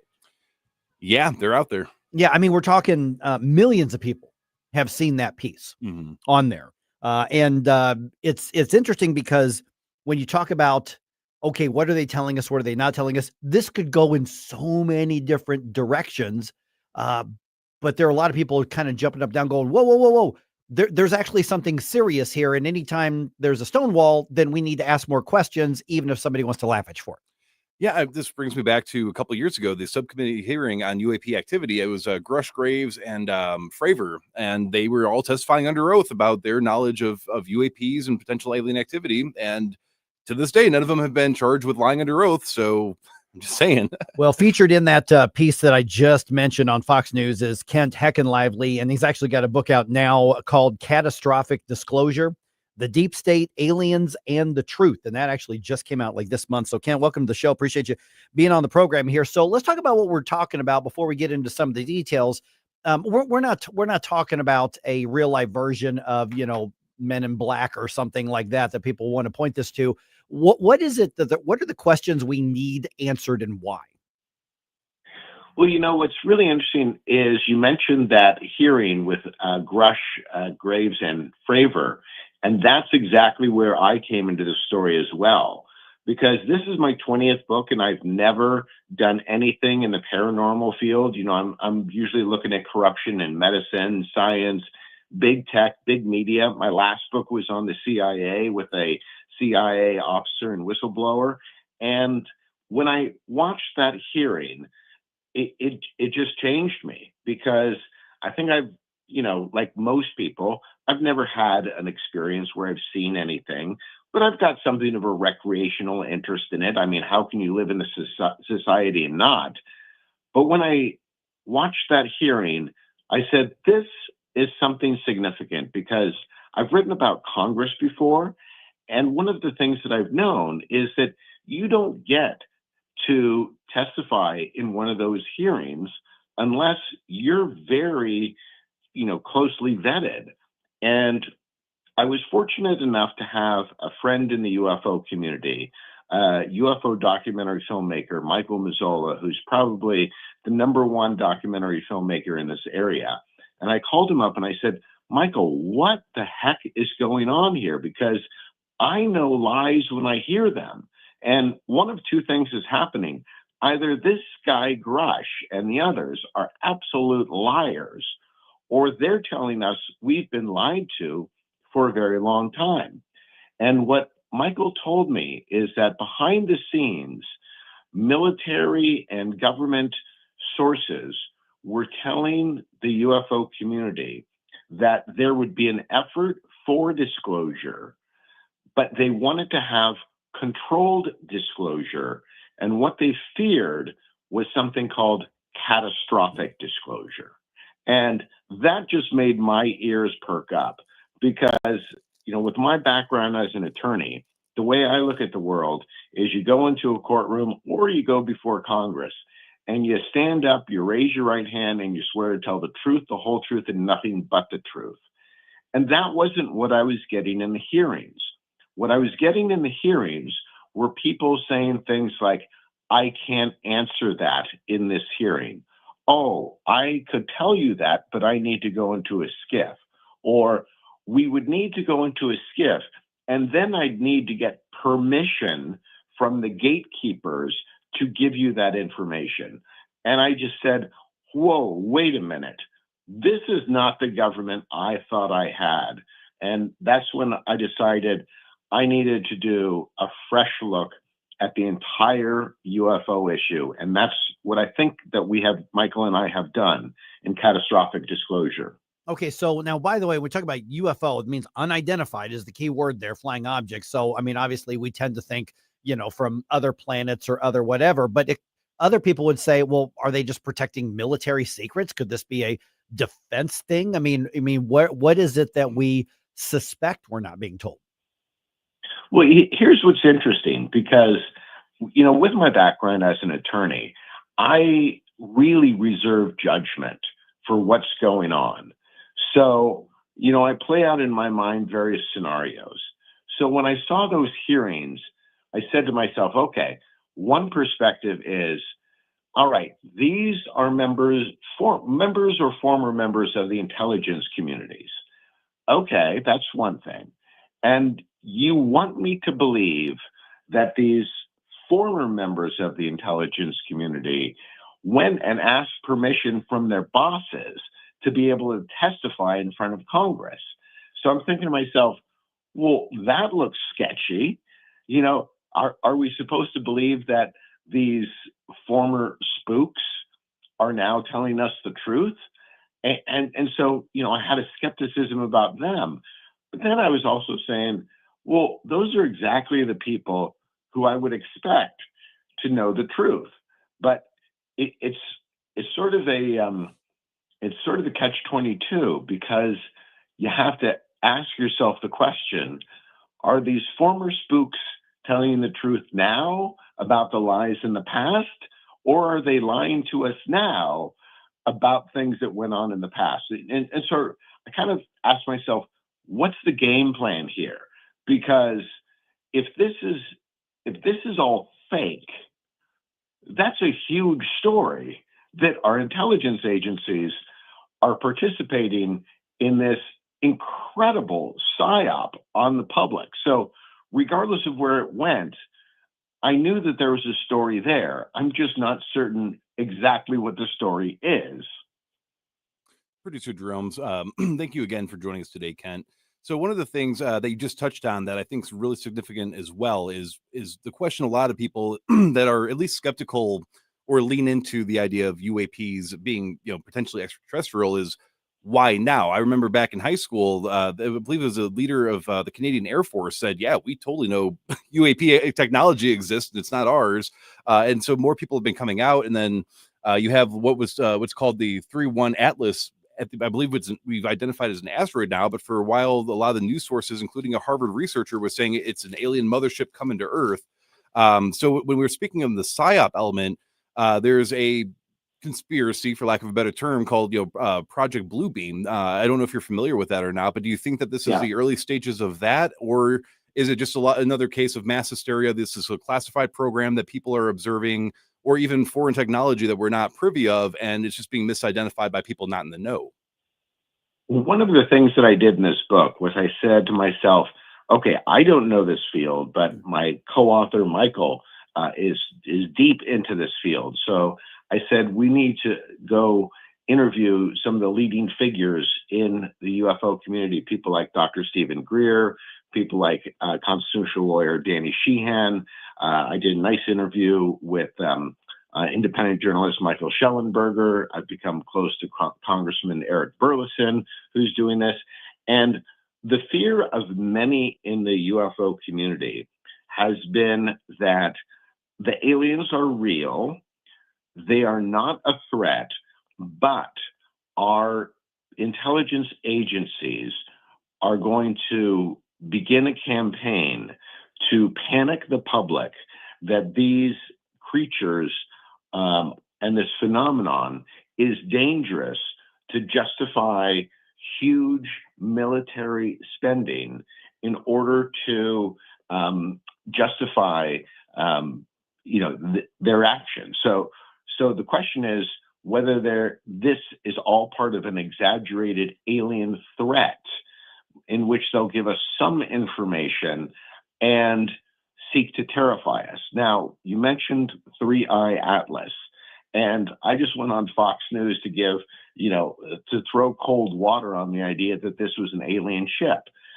And, you have to question when people like a Harvard astronomer, Avi Loeb, come out and very publicly say, oh, there's a 30 to 40% chance that this is an alien ship. And then you go and look at what planetary scientists are saying, like the group from the University of Pennsylvania, people like Neil deGrasse Tyson, and they say to themselves, look, this is only the third interstellar object we've ever observed. So yes, it's going to have some unique characteristics, but in no way is there any reasonable possibility that's an alien ship. So you ask yourself, why are people like a Harvard astronomer going so beyond the evidence? And it fits into this alien threat narrative. So I don't know if this entire effort is just part of a psyop to convince people that aliens represent a threat and we have to spend billions of dollars to defend ourselves against them, or if this effort for disclosure is being led by honest people who are hoping that we can do something positive for the world by telling the truth about what's been going on for the past 80 years. I still don't have an answer to that question. I'll parrot Senator John Kennedy a little bit. I think that if there are aliens from other galaxies that are coming by here, they'll probably take one look at the neighborhood on Earth and lock the windows as they go by.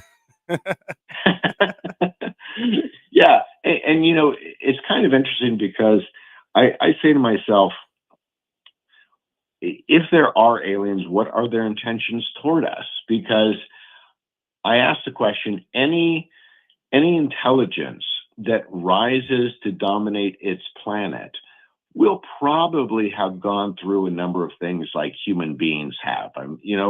We are not so different from the creatures from which we evolved. I mean, when you look at chimpanzee societies, for example, there is war. I think there are certain negative things that come along with intelligence, and I wouldn't be surprised if these aliens exist, whether they might not have a number of shameful things in their past as well.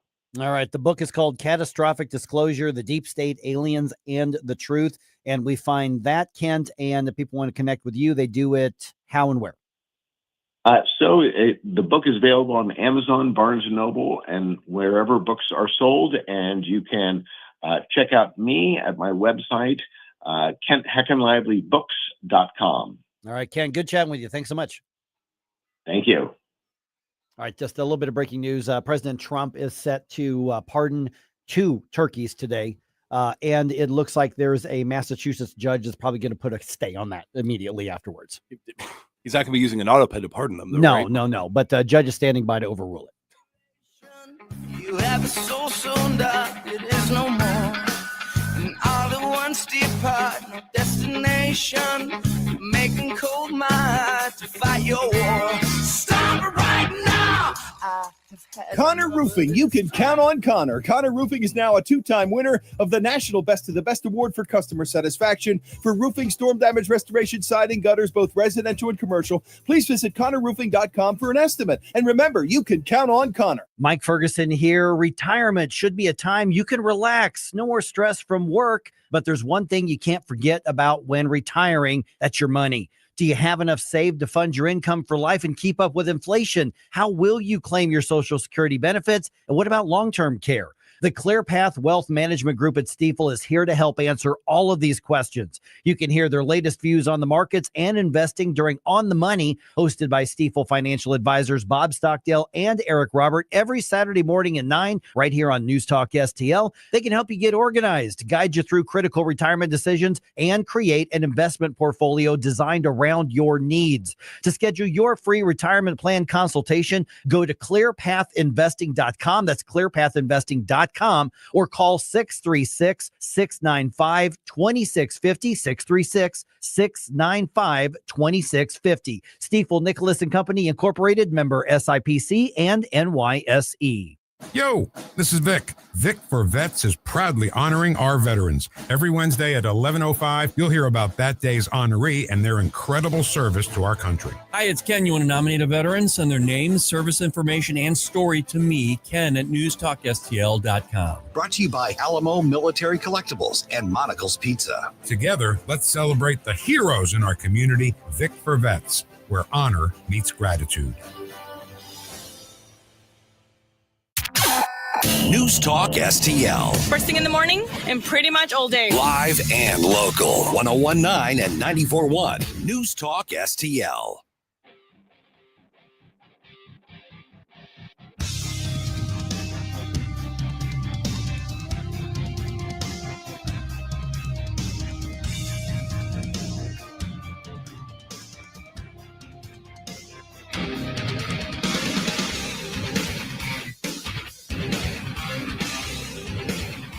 Hey, Chris Arp from the Tim Jones and Chris Arp Show. Make sure that you're listening to our show this afternoon from 4 to 6. Now back to the Mike Ferguson in the Morning Show.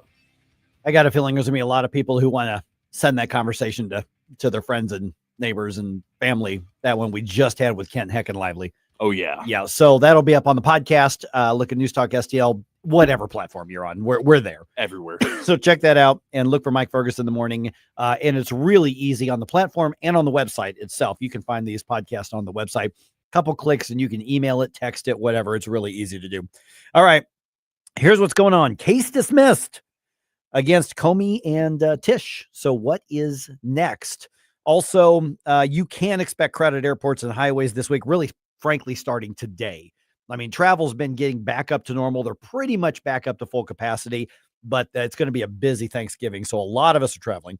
And the Blues, and never mind. All right, it's 8:21. Let's go ahead and dump some news on you here. The Morning News Dump. Are you joking? Is this a joke? Listen, folks. The Morning News Dump. All right, the sheriff's lawyer asked the court to dismiss the case. The judge says nope. Going to see this thing through. The case against Alfred Montgomery continues today as the Attorney General's office continues its push to remove him from the sheriff's office.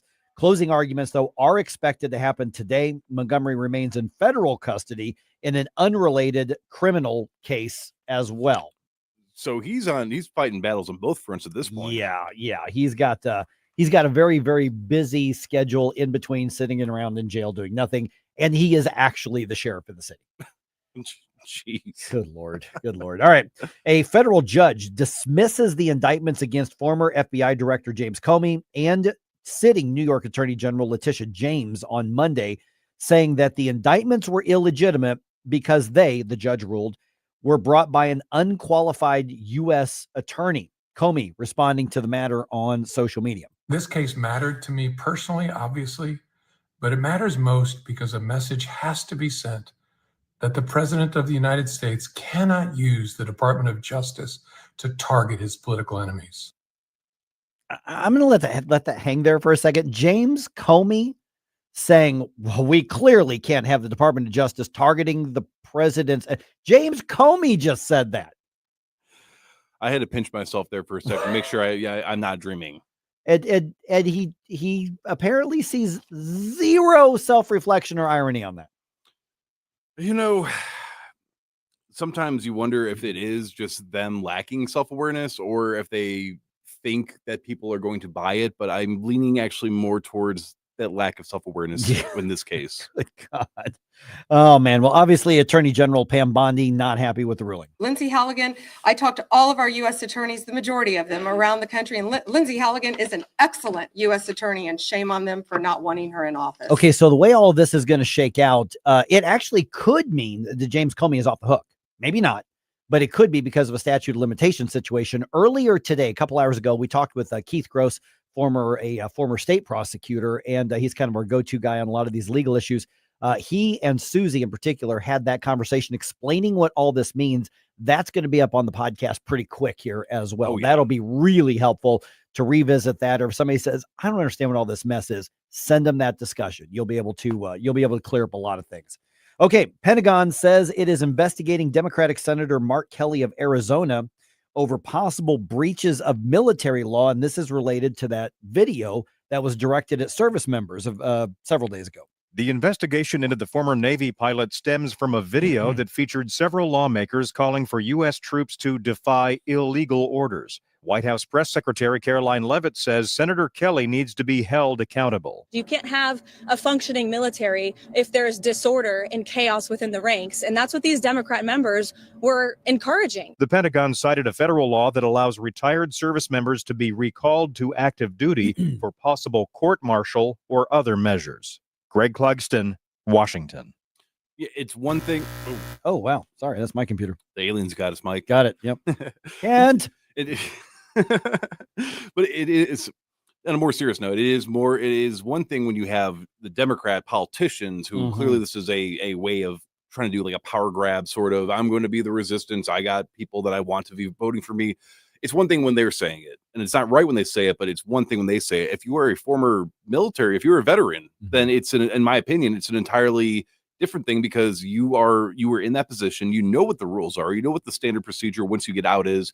And to use that, having that sort of credential, even if you're not leaning on it when you say things like disobey orders of the military, but just the fact that you have that credential is I think that makes it worse. Yeah, there's the right and wrong thing to do. I actually had, when we talked about this, I don't know, an hour and a half ago, I had somebody from a military organization or a nonprofit related to military send me a note saying, here's, I guess what a description of it was. And the way that I was reading that is that can somebody be basically called back into active duty against their will in order to be court-martialed? Apparently that absolutely can be done. But what I was reading in that had to do more with for things that you did while in uniform. So you did something, either you got away with it or they shouldn't have let you go without addressing it. And then we can call you back and court-martial you for what happened. Whether or not somebody can be called back into duty and court-martialed for something they said after an honorable discharge, that's going to be an interesting clash of law if the government pursues this. I don't know the answer to that. And so it's going to be fascinating if DOJ decides to pursue this, or if the now the Trump administration calls Department of Defense, Department of War, if they go ahead and try to pursue this, well, it'll be interesting to see how that shakes out, because not being familiar with military law, obviously, I don't know where the jurisdiction begins and ends on. See, and I know Susie's probably quite busy right now, but Oh, it she would be is. great to have her opinion to be able to see, like, is this something that would be a censurable censure? Right? Yeah, censure, yes. Yeah, Yeah. that would be a censurable offense if that's something where you are actively calling on military Yes. members to essentially abandon their duty and Their oath. betray their oath. If that's the kind of politician or elected official you want to be, then you should be censured and removed from your position. My guess, well, censure does not automatically mean removal, but a censure is like an official admonition from the body. It absolutely is censurable. Now in Okay. the Senate, that's a lot harder to do than in the House, but it is. I think you're onto something there. All right, President Trump signing an executive order this week that creates the Genesis mission. You heard about this? Yeah. It directs the Department of Energy and some other agencies to research and make use of AI. Now, on special report on Fox, Energy Secretary Chris Wright says the effects will ripple through the economy. To advance innovation and science, to fix our rising energy costs, to give better economic opportunities for our citizens, to make longer and healthier lives possible. Okay, so the order is directing the agencies to make their data more readable to AI, and it hands over some government computing capability to universities and in the private sector to manage some of that. And the White House says the so-called Big Beautiful Bill will help with some of the funding of this. Yeah, I remember reading that in the Big Beautiful Bill. I don't like it. I'm not a fan, and I don't think if your concern is the cost of energy and energy production, then just go nuclear. AI uses quite a bit of energy, so I don't understand where that. Oh, we got into it, but the data centers thing, which is directly related to AI. Those that, man, we're seeing those arguments. I mean, in Festus right now. Oh, they are hopping mad. Both sides fighting over data centers. There was a proposal to turn the old the old armory in St. Louis into a data center that ran into a lot of opposition. So there are far more questions than answers on all of this. I don't like it. All right, Department of Transportation urging travelers to prepare early and expect congested roads and airports. Here's Secretary Sean Duffy. We're going to have a lot of travelers on the road, a lot on the rail, and we're going to have the busiest Thanksgiving season ever. And so it's going to, with that, it's going to be a bit congested. Let's be ready for that. And again, as the administrator said, come a little early.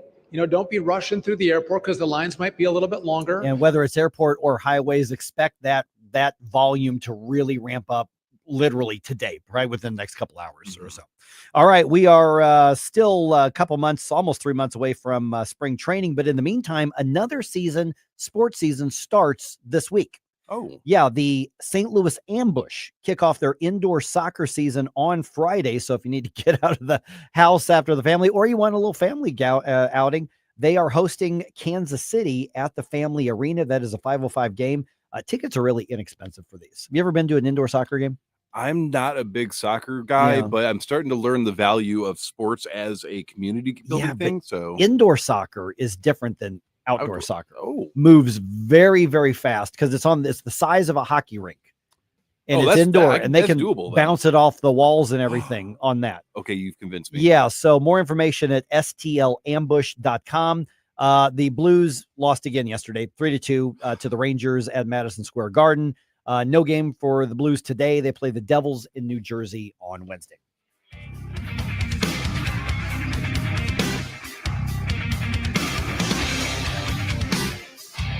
Mike Ferguson in the morning. Someone in that control room is out of control. On NewsTalkSTL. From the Michaels Flooring Outlet Weather Center. I'm meteorologist Shan Scotch with your first alert forecast this afternoon. Going to see highs climbing back towards the upper 50s, mostly cloudy skies. Could see a few spot showers as we head towards the evening hours. Then into Wednesday and Thursday, temperatures looking to continuously cool back down towards the mid to lower 40s. Looking pretty dry, a little bit more sunshine popping out, especially in Thanksgiving Thursday. Then Friday could see some chances of a rain and snow mix. We'll continue to watch that as we're going to see more chances as we head off towards the upcoming weekend. From the First Alert 4 Weather Center, I'm meteorologist Shan Scotch. Fox News commentary with Brian Kilmeade next. I'm alpine skier Michaela Schifrin. I've won the most World Cup ski races in history. But what does success mean to me? Success means discipline. It's teamwork. It's the drive and passion inside of us. And it's why Stifel is one of the fastest growing global wealth management firms in the country. If you're looking for success, surround yourself with the people who will get you there. If you're an advisor or investor, choose Stifel, where success meets success. Stifel Nicolaus & Company Incorporated. Member SIPC and NYSE. Past performance is no indication of future results. Investing involves risk. Consult a financial advisor before making any investment decisions. Here's Brian Kilmeade. Now, if you told me there was a group of Democrats, accomplished members of the military, would cut a tape that seemingly urges the men and women of the U.S. Armed Forces to ignore orders, I would be stunned. So imagine my dismay when I actually saw and listened to this. Our laws are clear. You can refuse illegal orders. You can refuse illegal orders. You must refuse illegal orders. I can't help feel let down from all this, because if America's ever going to truly come back to an age of reason, to an age of common sense, I thought it would be with the people who wore the uniform, who would lead us there on both sides of the aisle. Instead, they're trying to corrupt the people who wear the uniform now. Perhaps they're jealous of the attention the socialists on their side in their party are getting. They wanted some of the spotlight. Well, they got the spotlight. Now deal with the fallout. For more commentary like this, go to foxnewspodcast.com. Life's legal challenges deserve experienced representation. For over 15 years, Cole Combs Attorney at Law has been serving St. Charles and surrounding counties with comprehensive legal expertise. From tax preparation and estate planning to family law and criminal defense, Cole delivers personalized solutions for your unique situation. You have traffic tickets, need a business formation, real estate matters, one call will handle it all. Cole O. Combs, Attorney at Law. Call 636-949-0010, extension 3 today, or visit colecombs-law.com. If you're worried about losing your health insurance through Medicaid, we have great news for you. New government regulations have expanded the Affordable Care Act. And now you may qualify to get health insurance for you and your family through the Affordable Care Act. Call now to learn if you qualify.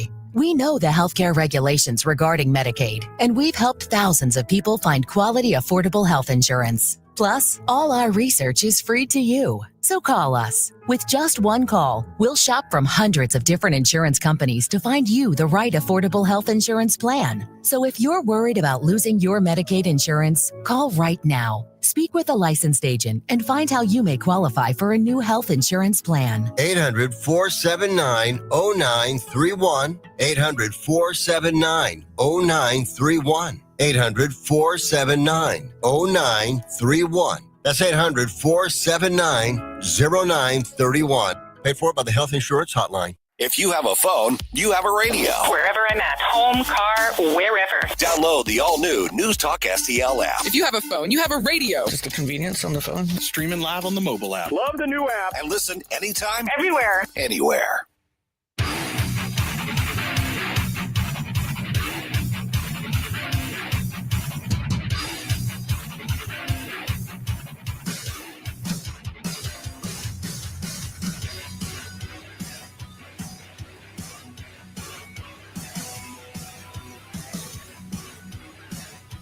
Hey guys, Billy Crow here from Jeffco Patriot Radio. Hope you had enough time to freshen up your coffee, because now we're back with Mike Ferguson in the morning. All right, let's have a party, people. Woo! Yep. All right, we're going to hear some music, maybe have some drinks. Ooh. Play a little poker maybe if you want, and support both kids and veterans.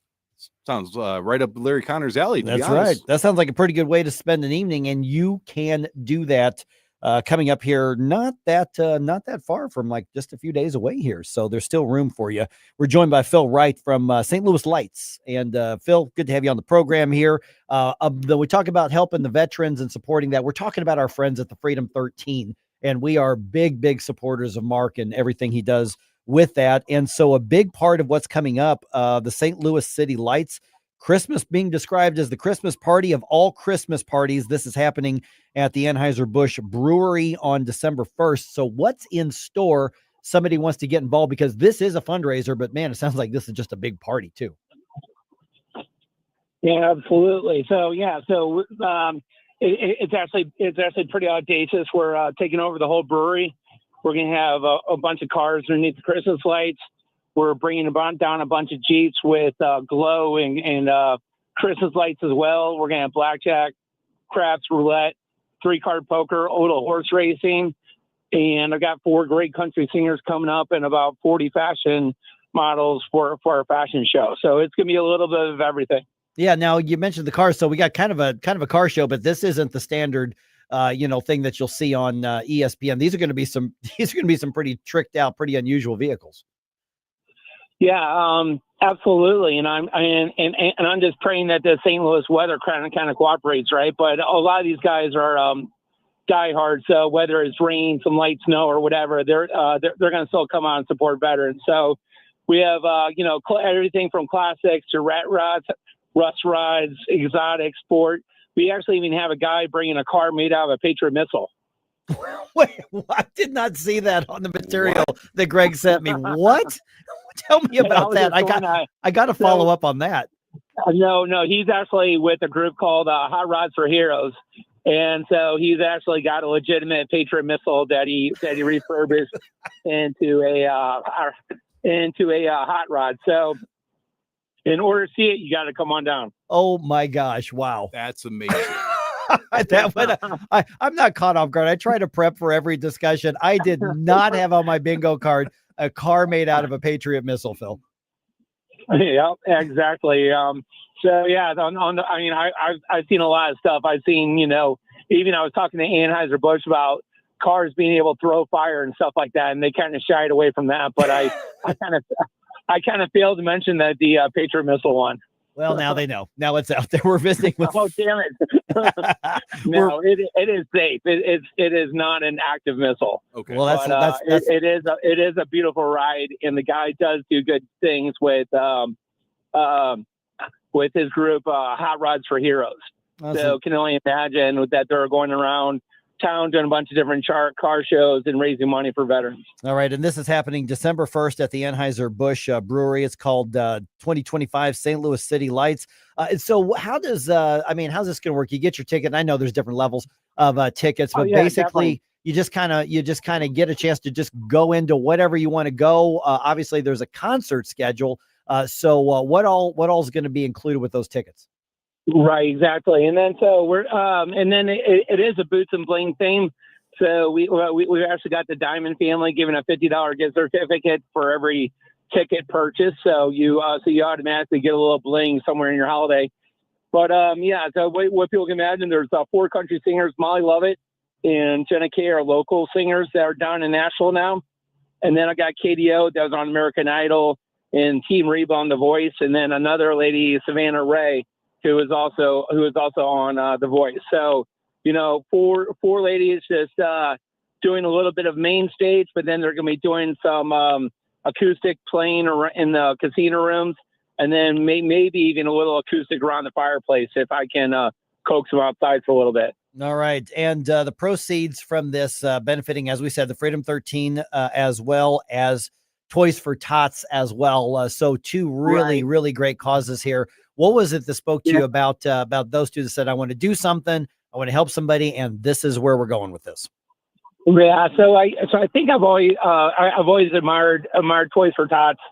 I think I was at Andra Law Christmas party last year, and I saw the Toys for Tots Marines there, and it really was that was awesome. That was awesome to see. So I got Toys for Tots involved. I've actually got a 90-year-old Marine who's going to be his Press Blues, helping out with the Toys for Tots. So I'm looking forward to that. Okay, so let me jump in real quick. So you're just looking at the ticket prices. You're not asking people to bring the toys for this one, but it's going to help them access them. Yeah. So I've actually got a mobile teddy bear place. If someone doesn't want to bring a toy, they're able to get a teddy bear made on site. But yeah, I am asking for people to bring a toy if they could. My actual cost on tickets is well over 100, and I'm only charging 75. So I'm kind of reducing ticket prices just so people can have an opportunity to bring a toy. But then we're also doing the Freedom 13, which is always which is a great local charity, and doing some good things locally, building the Freedom Camp down south, and basically helping veterans and their families with a retreat to help with issues like PTSD and everything else. Yeah. So we're talking December 1st. We're talking just a few days away here. So somebody wants to get involved with that. By the way, what time of the day or the night does this all kick off? Yeah, definitely. I appreciate that. It is from 6 to 10 o'clock. Mm-hmm. And then if you're bringing a car down, you need to register, but then the car load in is from 3:30 to 5:30. Okay. And so, Phil, then where do people find the ticket information? They want to learn more about this, or they want to party with you. What's the way to get in touch? Yeah, absolutely. So the best way is at www.stltoprides.com, and then /launch is probably the best link to use, because then you can register a Jeep for the 100 Jeeps of Christmas. You can register a car, and you can buy tickets. We're all out of Jeep, free Jeep and free car tickets. So if you're bringing a car, you got to register, and then you got to buy your ticket. Okay. And then, of course, somebody wants to come in, and I know a lot of people, I'm not going to mention Larry Connor's name, but there are a lot of people who say, oh, wait a minute, I can play some poker while I'm raising money for a good cause, and they can do that too. Yeah, definitely. So we have blackjack, craps, roulette, three-card poker. I have Larry in mind. I'm actually going to have some open play poker tables where it's not like Texas Hold'em, but it's like your backyard poker at the church group, right? You just play whatever you want to play against other people. So right. We're going to have some of that. And then I've also got a couple horse racing scenarios set up. And I've actually got some staff from over at Hooters, and they're going to be selling calendars to send overseas. But I'm also having them man my horse racing booth and to make it a little more lively. All right. Phil Wright from the St. Louis City Lights party of the event coming up here on December 1st. So there's still room for people. They want to grab a ticket, though, I'm taking, right? Yeah, definitely. There's definitely room, and I would recommend getting tickets sooner than later, because we do have a limited number of, let's say, general admission tickets. And when those run out, then it'll be casino tickets. And when those run out, it'll be a VIP ticket. So it would, so we just want everyone to come out, have a good time. There's something there for everybody. Yeah. And let's be honest, by Monday, you're going to be tired of your family anyway. You need to get out and have some. Yeah. No, absolutely. No one's taking Monday seriously, right? No, I know I'm not. All right, Phil. Hey, thanks again. Let's give out that website one more time. Absolutely, my friends. I appreciate having me on. Yep. You got it. Once again, that website is stltoprides.com. Is that right? Yes, it is. All right, Phil, thanks so much, man. We'll talk to you soon. Good luck with him yet. All right. Take care. Bye-bye. That sounds like a party, man. Oh, that sounds like a fantastic event. Yeah, the Freedom 13 is what kind of put this on my radar. I'm like, yeah, I'm happy to talk about that. But now that Phil's talking about it, I'm like, that sounds like a blast. Now, it is a little bit cruel of you to try to unleash Larry Connors when there's poker and liquor involved on these poor people. But what is not cruel is downloading the NewsTalkSTL app, which is how you can stay informed with all of your favorite programming when it airs. I have people all the time that say, we've been friends for a while, but I don't live in St. Louis, right? I still want to catch some of the shows that you keep talking about. And I'm like, well, download the app. The schedule's right there. And you can look at that in your own time zone. So if you're going on vacation, visiting some family, if you want to bug your cousin that, watches a little bit too much CNN and you want to show what real news sounds like, go ahead and download the app. If you have a phone, you have got a radio, so bring us with you. So I hear an out-of-towner asking someone, where's the best place to eat? Before they could respond, I said, Cafe Napoli. Where? Well, I said, Cafe Napoli in Clayton, Napoli 2 in Town and Country, Napoli 3 in St. Charles, right next door to Napoli C, and then you got Napoli Kirkwood, plus you got Napoli Pizza and Pasta in Chesterfield. You'll find Napoli everywhere. It's not too early to book a party and buy gift cards. Cafe Napoli. Hey, it's Susie Moore. If new flooring makes you think hassle, think again, because Michael's Flooring is changing the game. For over 30 years, Michael's has been locally owned and trusted for quality, variety, and amazing service. Whether it's carpet, hardwood, laminate, luxury vinyl, or ceramic tile, their expert team makes installing new floors exciting, not stressful. That's why customers keep coming back. Visit Michael's Flooring at St. Peter's, Starting Prairie, Creve Coeur, or online at igotfloored.com. That's igotfloored.com. Looking for a hardware store that treats you like family? Welcome to True Value Schneider's Hardware, your local gem in Old Town St. Peters. For over 100 years, we're proudly serve you St. Charles County, providing everything from lawn and garden supplies to plumbing and electrical. Need a bolt or fastener? We've got you covered. And don't forget, we're a steel dealership. Whether you need sales, parts, or service, ask for Charlie or Jerry when you come in. We're here to help. Call 636-278-4461 or visit us online at truevalue.com/Schneiders. Tim Jones and Chris Arps in the afternoon. Missouri Attorney General is trying to salvage parts of an unconstitutional law. David Stokes of Show Me Institute will tell us the details at 4:20. Tim Jones and Chris Arps. Weekdays at 4 on News Talk STL.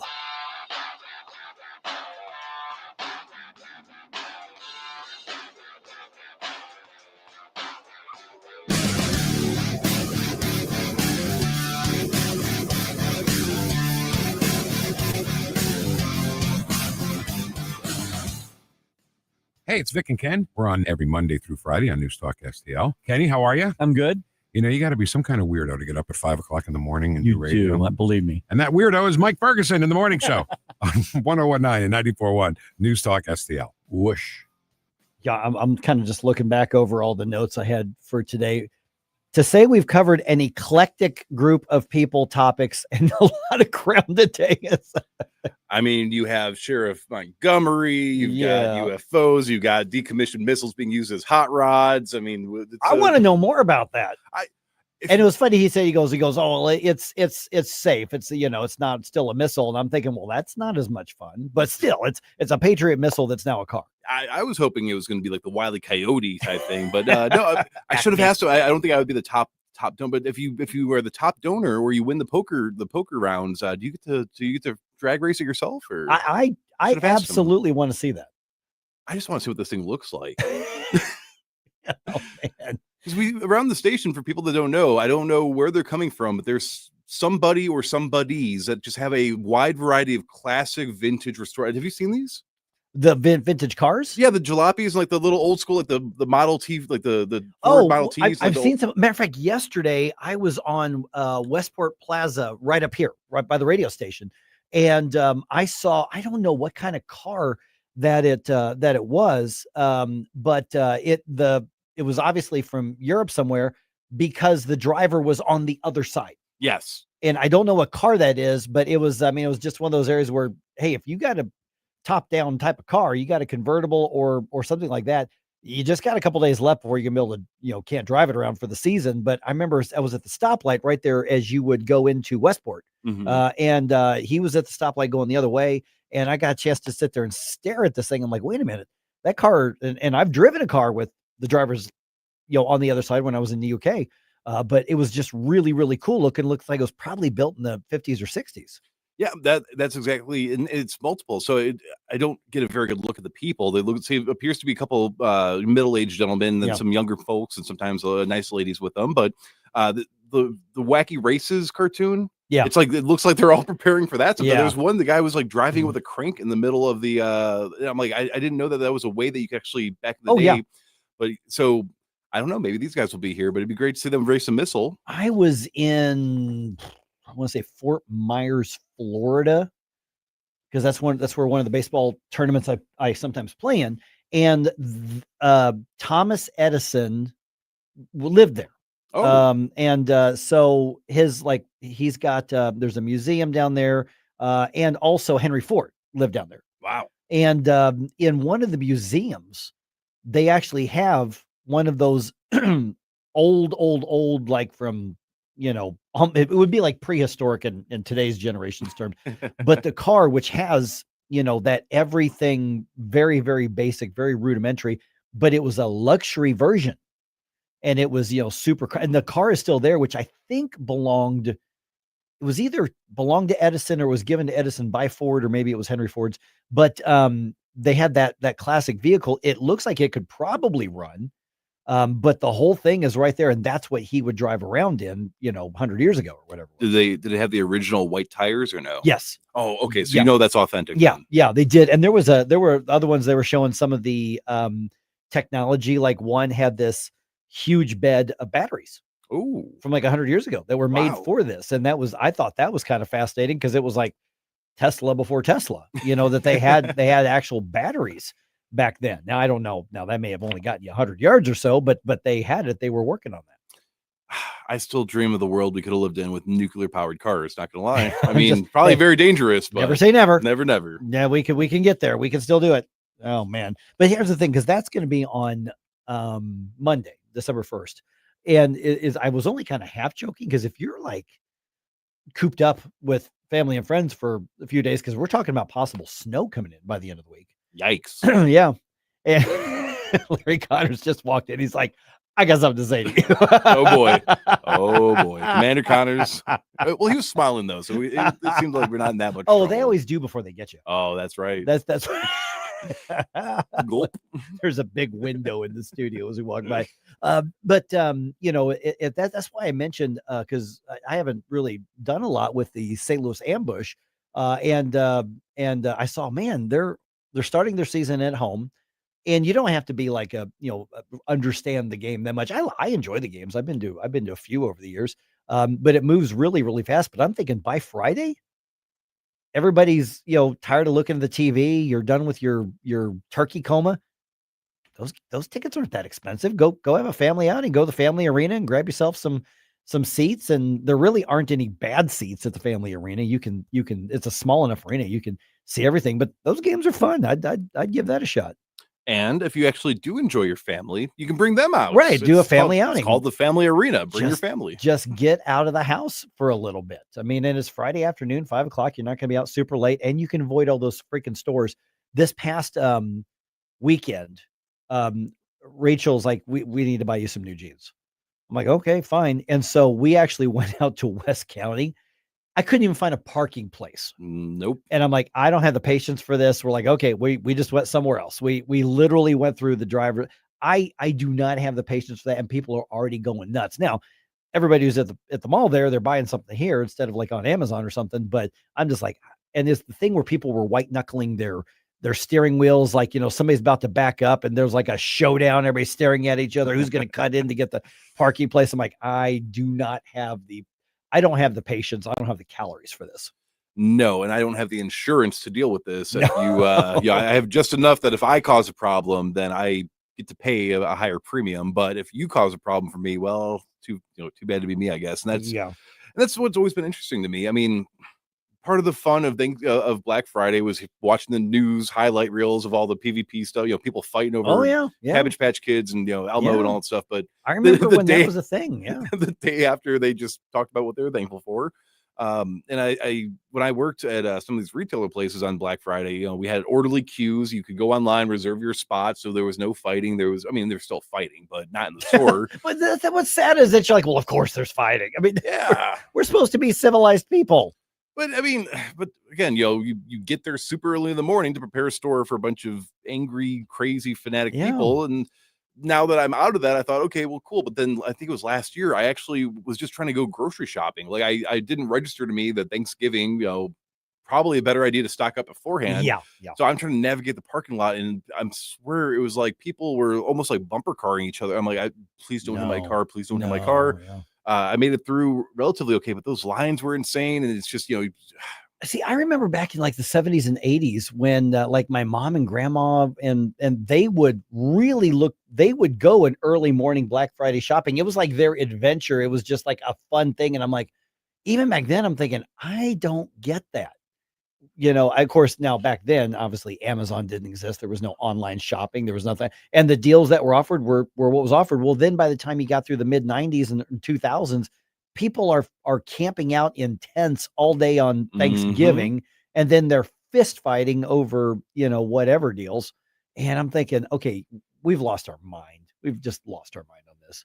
Yeah, it's incredible too, because again, the holidays for some reason seem to bring out the worst of people rather than the best of people. I mean, it's quite the phenomena if you really look at it. Weird. Now, I remember a couple of years ago after like Uber Eats and DoorDash and all those sorts of things started to actually be solidified as a mainstay, and it would be something similar. You would be like, hey, we're yep, there it is. We're watching one of the news monitors. And they're showing video of people fighting. See, over that's stuff what I store. miss. I miss that, but Oh, I could have made money being your Black Friday bodyguard, I guess. Yes. But essentially, I had a couple buddies that we were with. We were having a Friendsgiving, and they were like, "Oh, well, we forgot a few things. Let's just DoorDash it so we don't have to go through." I'm like, "Okay, fine." And it was like 45 minutes, an hour later for a few items, and they're like, "Where is it? Why is it not here?" I'm like, "You realize everything you're trying to avoid. This poor person you sent into the wilderness to go get all this for us. They're probably fighting the crowds off on our behalf. You better tip them because there's probably just 2 or 3 people for the whole city because everybody else is having meals with their family. And why are they working? Because they have nobody. Because they're lonely. Oh, so I'm just saying. So if you feel lonely over Thanksgiving, you can go watch some soccer. You can come to this car show. You That's can right. come to any of the locations for a food drive, and you can put your food in there because you didn't cook, you didn't have anybody to cook for, so you don't need it anyways. So I'm glad you mentioned that because that's like, for instance, I've got a couple things showing up on Amazon, not holiday stuff, just a couple things I needed. And that was my challenge. I want to reiterate that is when you get something delivered, probably a holiday gift this time of year, whatever the case is, save the box and say, I'm going to fill that box for the food drive. And you can either take it to church for maybe your Sunday school class, or just take it to the office or whatever, with the family, saying, hey, this is really easy. When we go to the grocery store or order groceries or whatever, let's make it a point to fill this box. Maybe it's a little box that had shoes in it. Maybe it's a bigger box that had something else. But that's just a really easy way to visually see that and get involved, because Feed My People here in St. Louis, this is a ministry that we're working with, and they work exclusively. They are local and they work with people right here. And this has nothing to do with government. This is just us. And we're obviously partnering with the St. Louis County GOP Central Committee to do this. But this is just us saying we're putting the politics aside. We're just helping our friends and neighbors, because we say all the time, we can do it better than government. So let's do it better than government. And I've got some family when I go visit them for Thanksgiving. I'm going to be coming back with some goods of my own, because it goes on through December 21st. But if you send me a photo of you dropping some food off, if I can get a few photos, I want to figure out something that I can do back for the community to encourage you guys to donate.